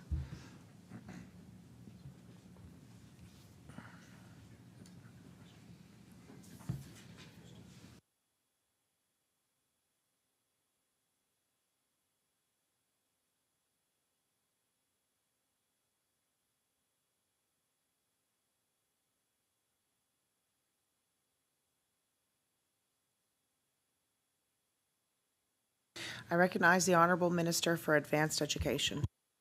Thank you, Madam Chair, and thank you for bringing it. That's a really important question. It's always top of mind for me, because I do know there are families that struggle. There are students that struggle. They want a post-secondary education, and our student assistance folks, a few that are behind me, they are so good to work with, and I think that a lot of families that struggle and have a lot of unmet need are the ones that really stress about, my goodness, and it's almost not fair. It's like, I can't afford, my kid wants to go to University or NSCC, and we can't go, and it's not fair, and it's probably not fair. But we do have one of the most generous student assistance packages right across the country, and a lot of parents can contribute something toward their son or daughter's education, therefore decreasing the amount of unmet need. But there are those students that parents' income based on having, 4 children in the family, or maybe only one income coming into the house, or, extraordinary circumstances happen, that the attitude of student assistants when they're dealing with students with a large gap in unmet need, it's like, how do we get to yes? So the student assistant's office will work with individuals to explore every possible option in order to get to yes, to give them the student assistance that they need in order to get a post-secondary education. Thank you. I recognize the honourable member for Hammonds Plains, Lucasville. Thank you, and shout out to the folks at the Student Assistance Office. I know how hard you work and how important your work is. So thank you for that, and thank you for being diligent in finding the best way to suit the needs of students. We've talked, last year we brought it up. Through the chair, the minister has discussed some of those ongoing conversations and some results with respect to the overarching governance review with respect to university charters, and some of the findings that came away from that work. I'm wondering if the minister can elaborate on what they found out, if there are clear recommendations that have come from that work, and I guess if there is something he can share tangibly for us as members, perhaps he could table it for the House.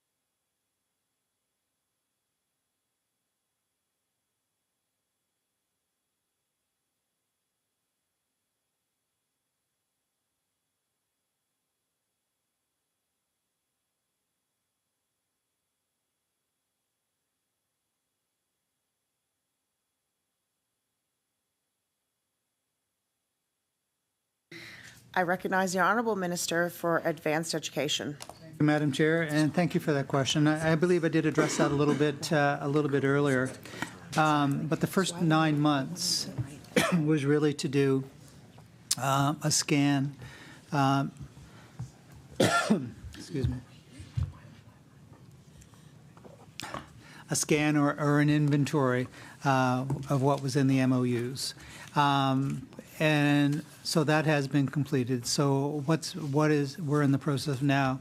It is taking all of that information and really trying to use that information to make a map of where we need to go next. And that is truly where we're at. But our priorities are really looking at what's in the best interests of students. We're looking at curriculum. We're looking at the system of post-secondary and research. And research has been a focus for us as well.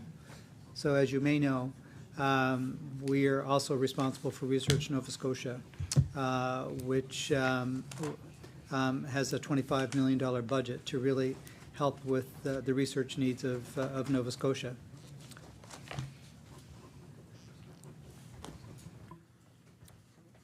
I'd like to recognize the honourable member for Hammonds Plains, Lucasville. Thank you, Madam Chair. Can the minister confirm that amalgamation is not on the table with respect to that review? amalgamation of our institutions here in Nova Scotia.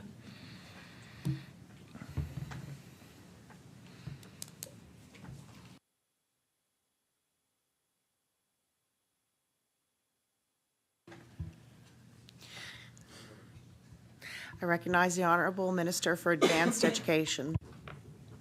So I truly look, when I was given this portfolio, I was so happy because I truly look at our post-secondary sector as a way to move this province forward. There's no doubt about that we need our university sector to make sure that we deliver quality education, that it is accessible, that students who want it can get it. And every school that we have right across this province is unique and offers something a little bit different that is going to attract somebody different or offer something different. The difference between St. FX and Acadia is when I was in university, it was often defined by our sports teams. The difference between Dalhousie University and which I also attended, and all the other schools, it's because of the amazing research and the size of the research and the medical research. But we have a lot of research going on at every institution right across this province. There's amazing stuff going on at University of St. Anne. There's a lot of great stuff that's going on at Acadia St. FX, and believe it or not, NSCC has some of the leading researchers in Nova Scotia. We need every post-secondary facility, university, right across the province to make sure that they keep their reputation as being a leading institution. And if everybody's doing everything at the same time in the same way, it's not going to work. So amalgamation is not something that ever crosses my lips unless it's to say no. I recognize the Honourable Member for Hammonds Plains, Lucasville. Thank you. Through the chair, I was on the edge of my seat there for a little bit. Buried the lead. There it was. The no, for the record. I'll repeat it. The minister said no. What else? Move to, and I believe this information's coming from PAC and through PAC from the Construction Association with respect to the NSCC and pathways to build up our labor force. Construction, or the industry requires 14,000 new entrants to the sector by 2025 in order to maintain capacity. So given the current capacity at NSCC, when will we be able to get there?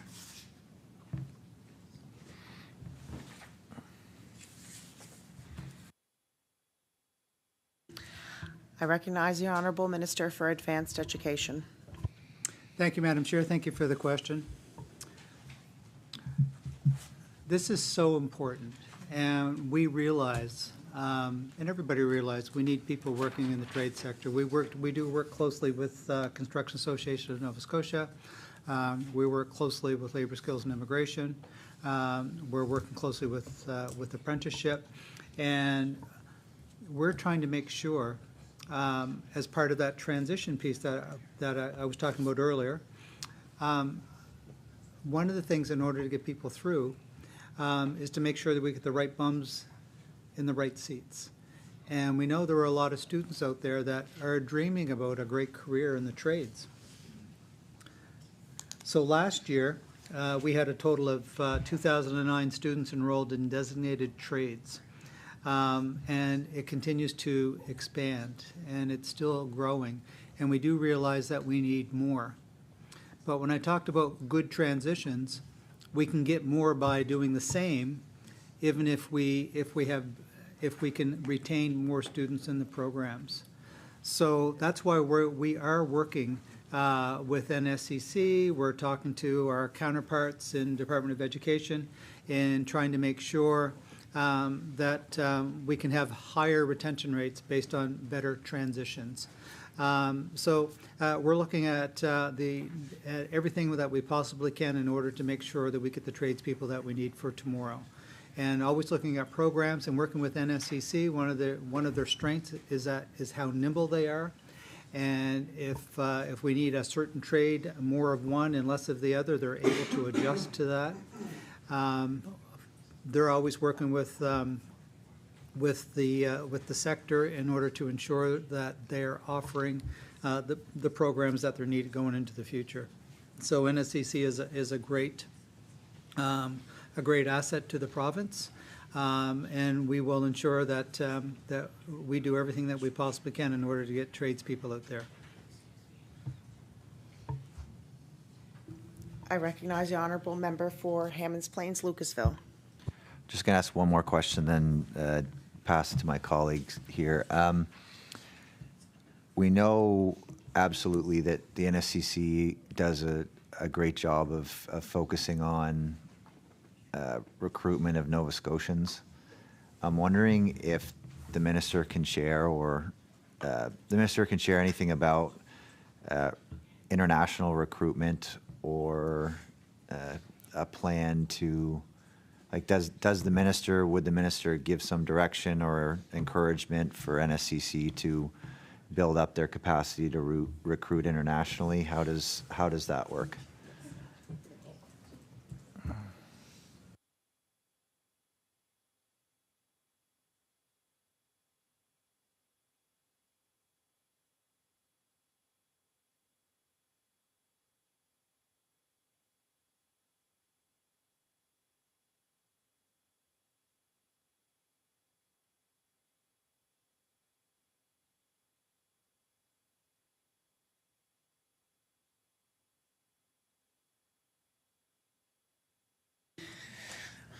I recognize the Minister of Advanced Education.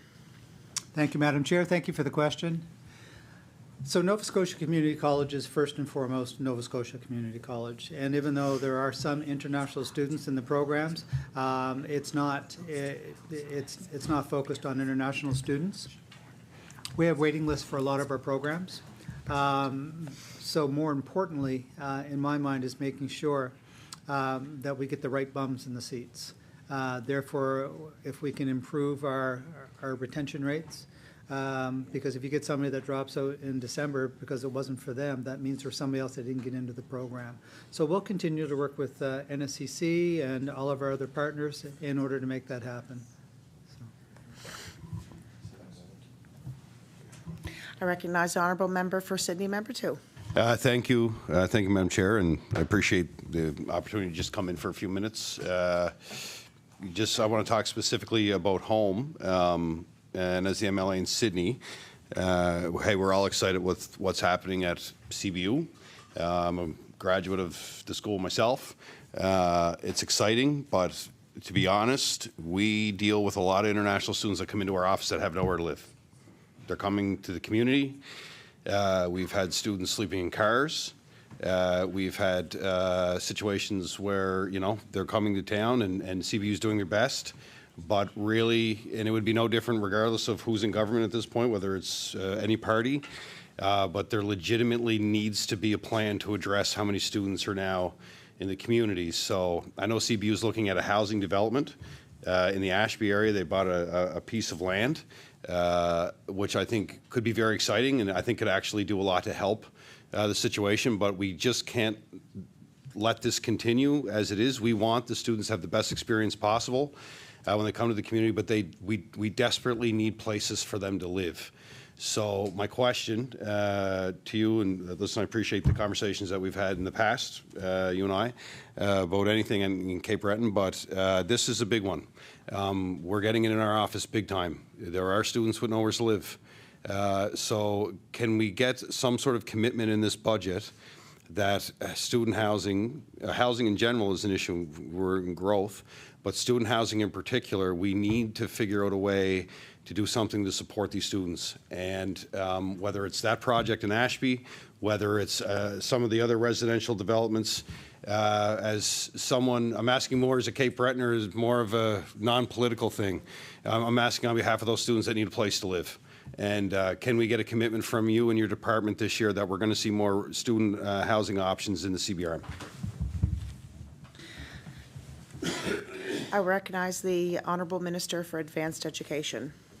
After all this time, thank you for still recognizing me. Of course, Thank you, Madam Chair. Thank you for the question. You know what? It's a really important question. We realize what's going on in the Sydney area with regard to our international students and not having a place to live. And a couple of things happened to make it probably worse than it would be in other years, because the COVID years delayed students that were already accepted to CBU. Therefore, those students came this year as well as new students. On the other side of that, there were Cape Bretoners that used to offer rooms in their homes and used to offer maybe an apartment in their home that probably during COVID didn't do that and haven't picked that up yet. We do know that CBU has a building. I believe there's 200 units that they're renovating and going to change those into university housing. And that's important. That will help. We did make a $5,000 investment or a $5 million investment into Tartan Downs to see kind of what's possible to make sure that we had student housing there. And that project will have, I think it's 430 units in it, and some of that will certainly be student housing. So there is a focus on Cape Breton because at Cape Breton University themselves are growing by leaps and bounds. They have good people there. They're finding solutions by working with community, by working with government, and reaching out. So there are some things that are happening. I recognize the Honourable Member for Sydney, Member 2. And I appreciate your answer, and really that's why I want to come in kind of at the last year, just to really kind of get that on the record. Everybody's excited about what's happening at the university. Nobody wants to deny that. I attended CBU a little while back now, but at the time there was only 189 international students. So to put it in perspective, you go from 89 to thousands. The community just wasn't equipped to house that many people at once, regardless, even I would argue, even with the double cohort with COVID. So I'm really, it's more of a plea than a question. That Ashby project is important. The government put $5 million into it. That would be a huge help to the community if government looked further into investing that, whether it's a partnership with the municipality or the federal government. Again, it's hey, we're in estimates to hold the government to account, but I think this is all one we would totally support. So I wanted to get that on the record that if the department can, through other departments, it's an exciting time in the CBRM. It's the first time we've seen growth in 3 decades. Community college move, the university, what they're doing, the hospital redevelopments, all of this has drawn hundreds of people back to the communities, and CBU's also welcomed thousands. So they're tough problems, but I've also seen the decline. So really, this was my plea. I wanted to come in for a few minutes, and again, I appreciate the conversations we've always had, but this is a big one for the CBRM. We have to figure out this housing issue. And to help those students would be a huge help. So I'll leave it there.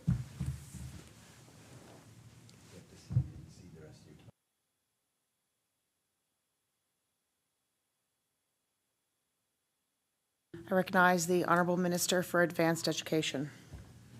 And thank you for that. Thank you for the feedback as well. Thank you, Madam Chair, for acknowledging me. My first visit to CBU and to sit up with President Dingwall and his senior staff, and just listening to their optimism and listening to their vision, it was a very different feel than probably anywhere else I had visited at that time. But knowing that they had the passion and sitting around that table that they could get things done. And I had no idea at that time, 18 months ago, that that they could put so much together in such a short time. So kudos to the team at CBU.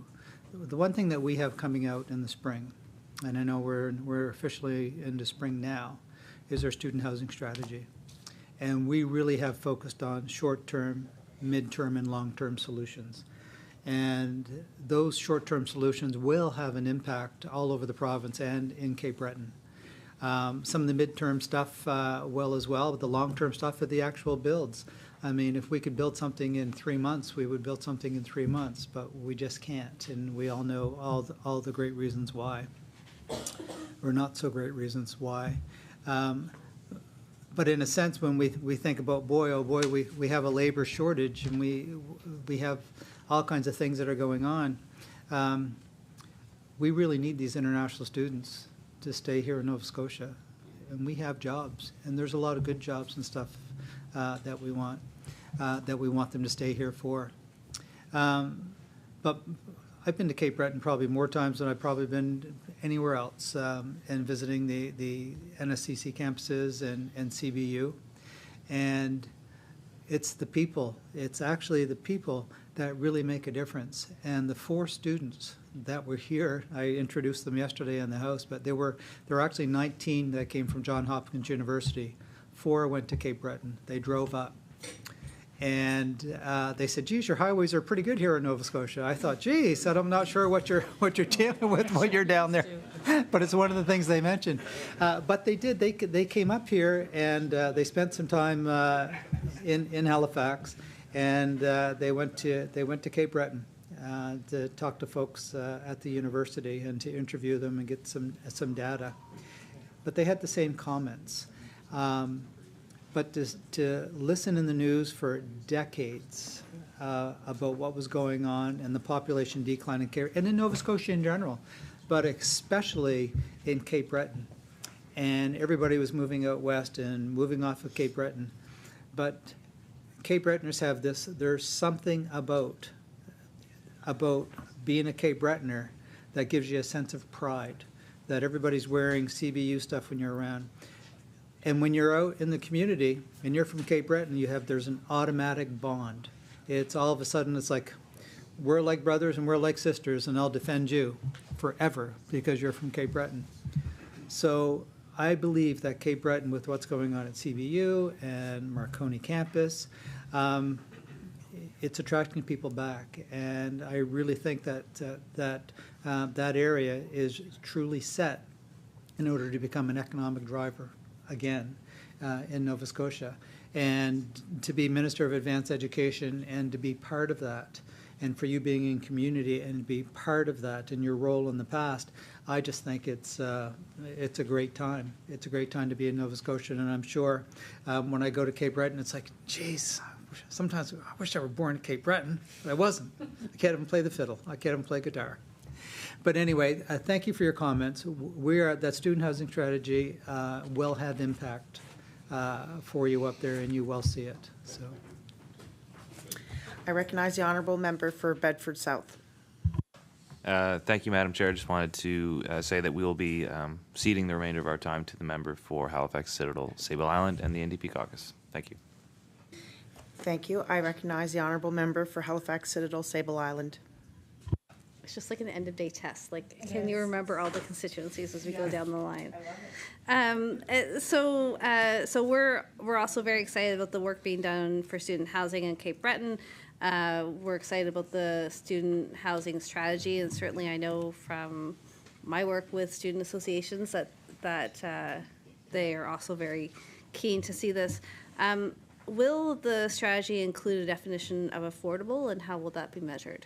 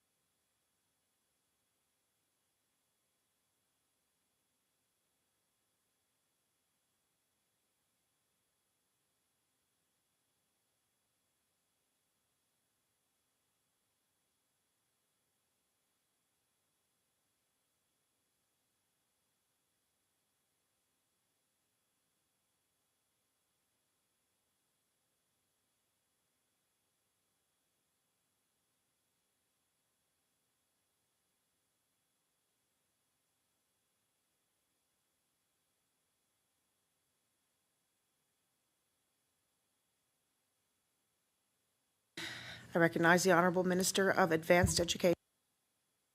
Madam Chair, thank you for the question.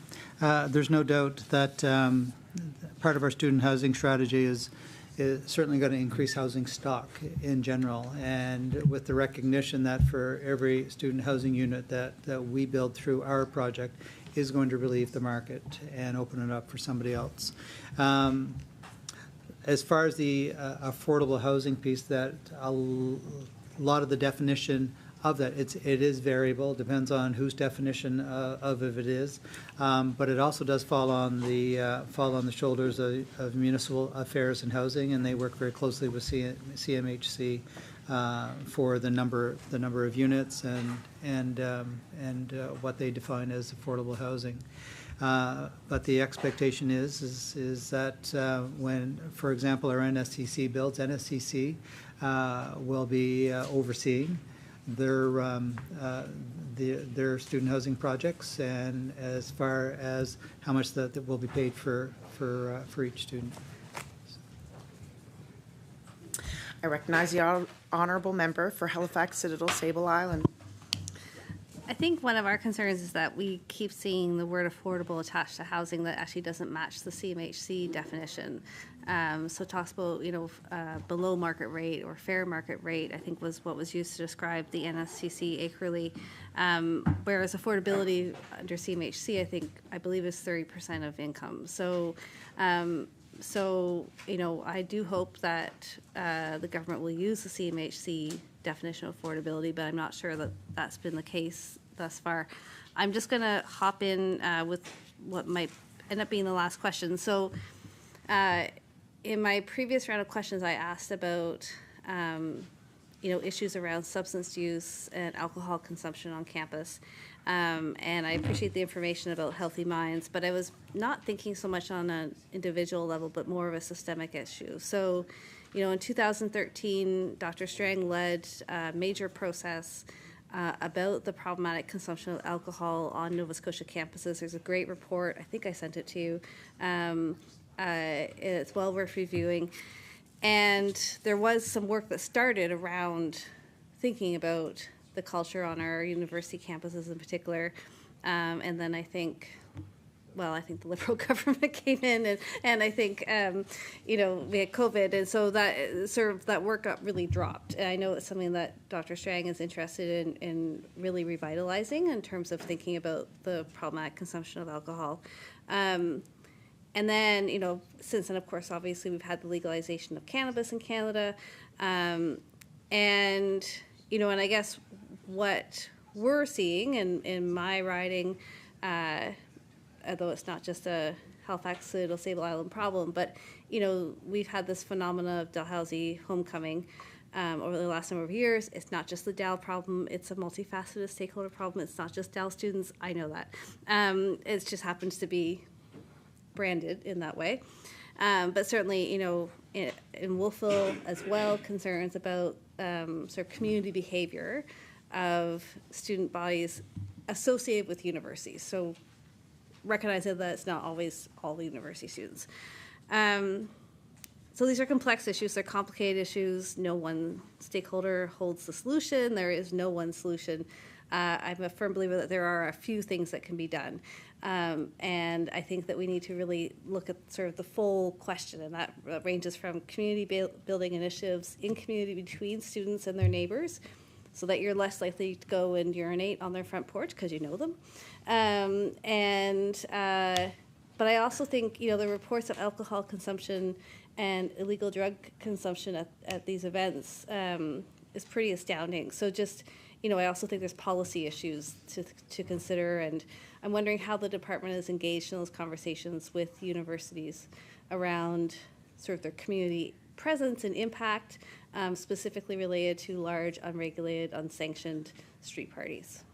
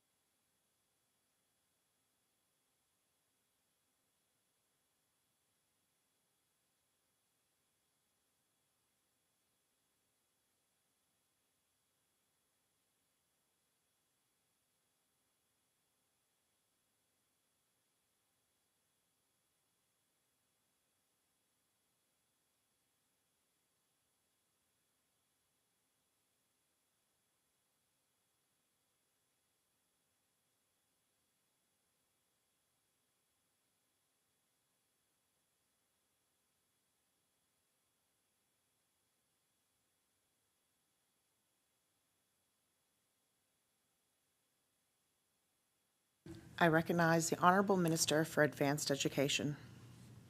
Thank you, Madam Chair. Thank you for the question, and thank you for, giving your point of view, your perspective around what the problem is, because it is a multifaceted problem.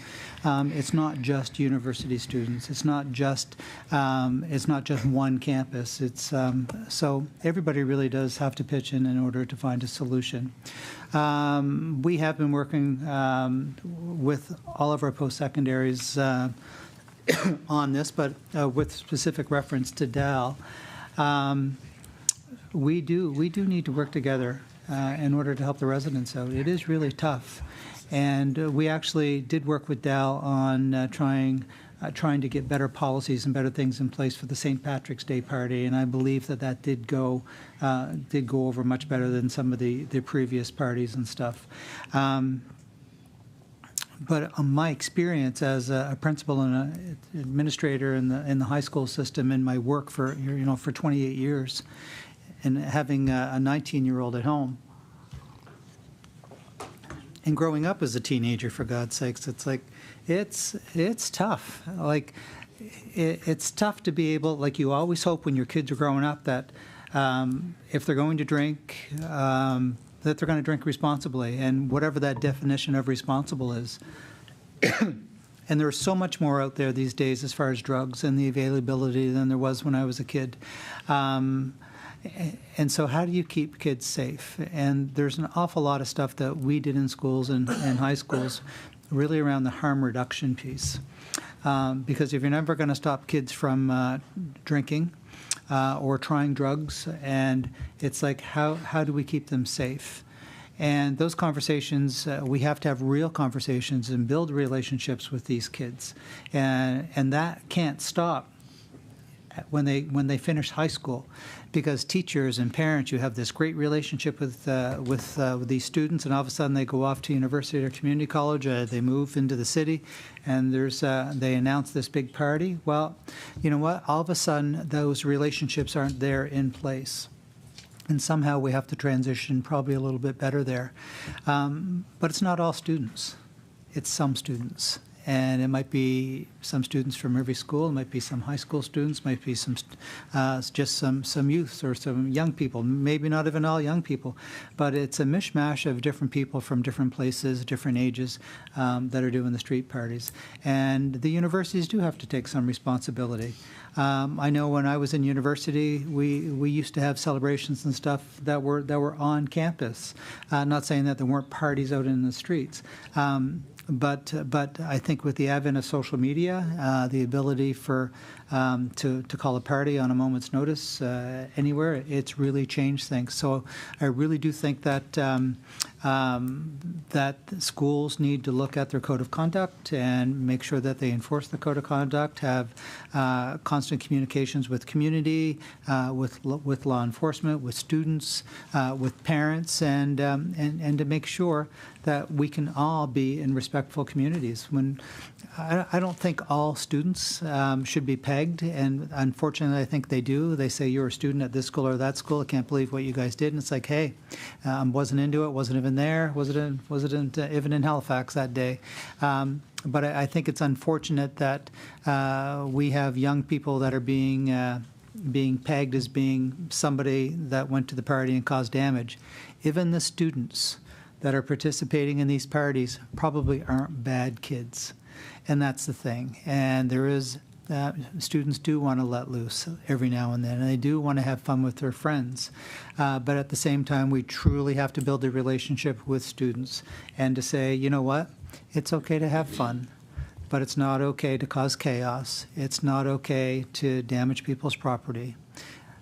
So I think it's, as you mentioned, that it's a community effort. It's staying in contact and making sure that we provide harm reduction, not just as a tool to make sure that for safe alcohol and drug use, but also harm reduction for our communities. So. I recognize the honourable member for Halifax Citadel Sable Island. I'll squeeze one more in before we give the minister time to have closing. Sorry. I mean, isn't this great? So last year at committee, and your memory probably will provide you with this, we discussed the omission of any ministerial mandate letter talking about 2S LGBTQ plus issues, and that was reflected in the priorities that were funded by this department, and I feel like I don't see it explicitly in any of the budget documents aside from a little bit in health and wellness. So I'm wondering if you can tell us give us an update. Is there any funding in this year's budget to look at issues for 2S LGBTQ plus I plus students and the issues in post-secondary education? I recognize the Honourable Minister for Advanced Education. Thank you, Madam Chair. Thank you for the question. It's an important question to make sure that we are as inclusive and diverse in our post-secondary institutions as well in our society. So we work to make sure post-secondary education is accessible by removing barriers. That's what we're really trying to do, and that's physical, mental barriers, or whatever it needs to be.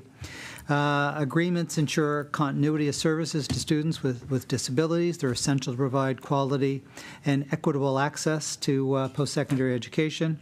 And all universities and NSCC have a focus on 2S LGBTQ plus equity, diversity, inclusion, and accessibility. Student services and executive are keenly focused on safe and welcoming communities.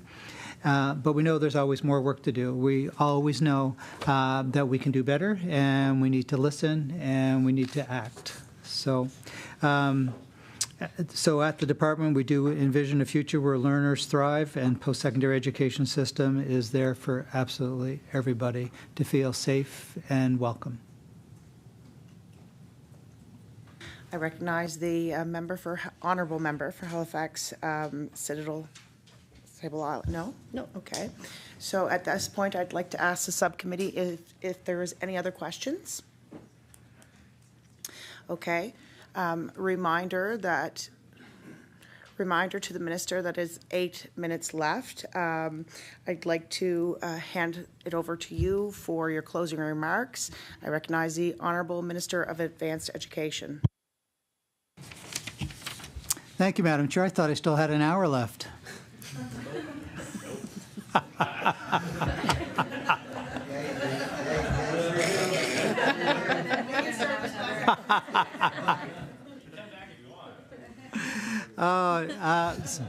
So I do have a follow-up on the Healthy Minds, how many students access Healthy Minds, but we've had 13,500 interactions since its inception. So it is definitely being used. But I really want to thank the committee. You know, you had really good questions. Some were kind of top of mind for me. Some of the data, some of the stats are tough to come up with, but they're important questions. They really are. And I think we're all focused on the same thing. We want to make it better for students. And if we make it better for students, we're going to make it better for the province. And that's the way that we are going to achieve our economic goals, our population goals, our workforce goals. And that's what's so great about being Minister of Advanced Education. We are on the front lines. And I expect to be held accountable. I expect the tough questions, and I also expect the collaboration, which has been pretty good.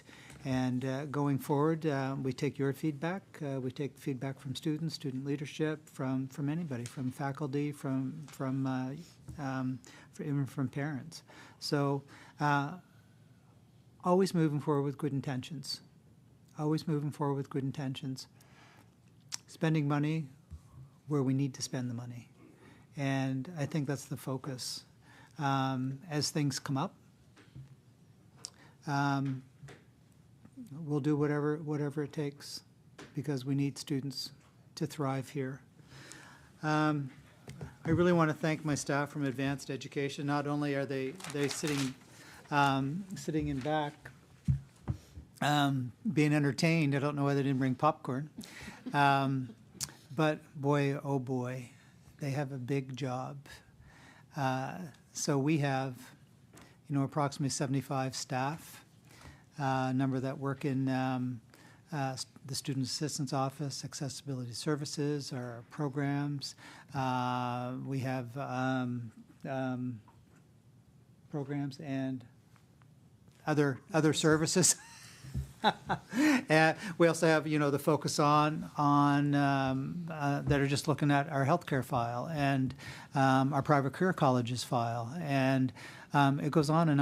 And it's such a big job for 75 people to pull everything together to make sure that we get things like the MOU done, which is really big, and look forward thinking about what's the art of the possible.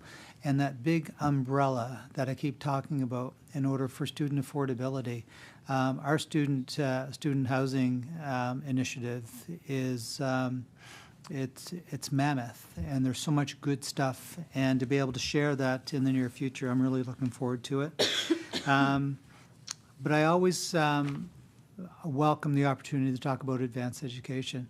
Health is always at the forefront of everything that we do. There's no doubt about it. Healthcare is going to benefit from the work of our department, and all Nova Scotians are going to benefit because advanced education is helping to move everything forward.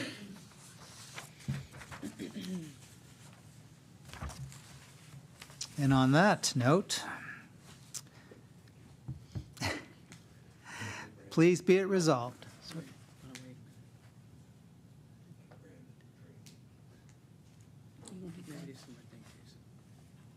Please be it resolved that a sum not exceeding $707,234,000 be granted to the Lieutenant Government to defray expenses in respect of the Department of Advanced Education pursuant to the estimate. Thank you, Madam Chair. Thank you, and I would like to thank everyone on this committee for their wonderful questions, and for the staff for being here today and answering so many questions. I'm very, very happy. Oh, hold on a second.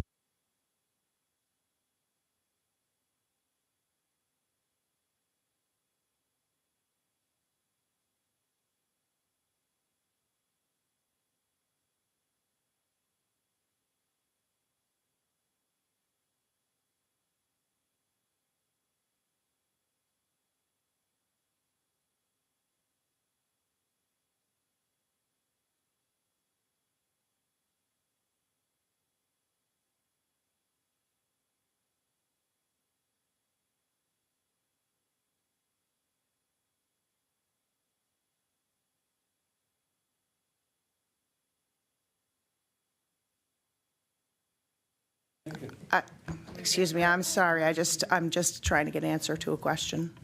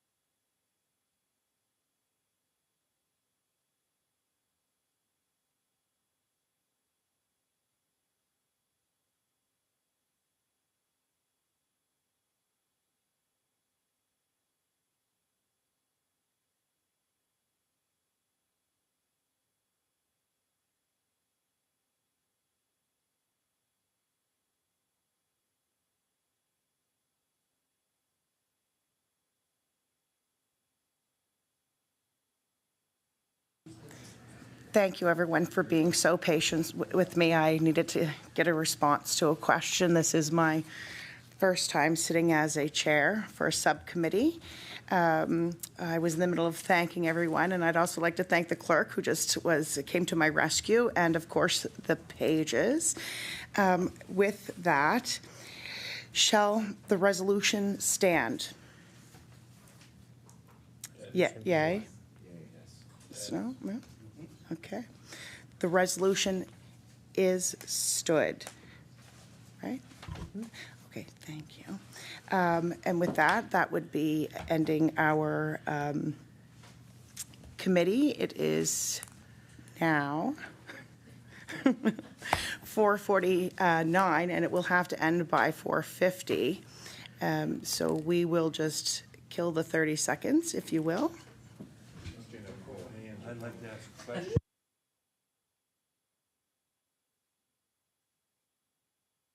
The honourable member for Colchester North would like to ask a question, and I am denying that.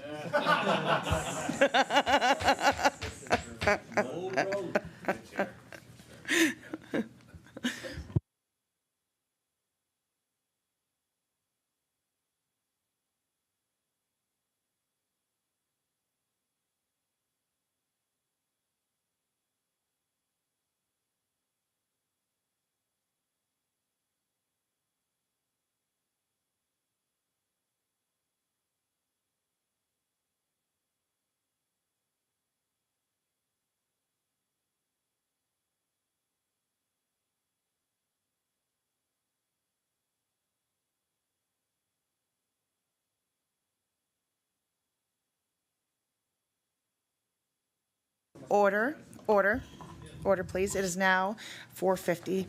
That concludes the subcommittee's consideration of estimates for today. The subcommittee will resume consideration with the host when the host again resolves in a committee of the whole on supply.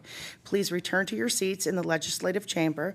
The committee of the whole must rise and report before the host concludes its business for the day. Thank you, everyone, for being so patient.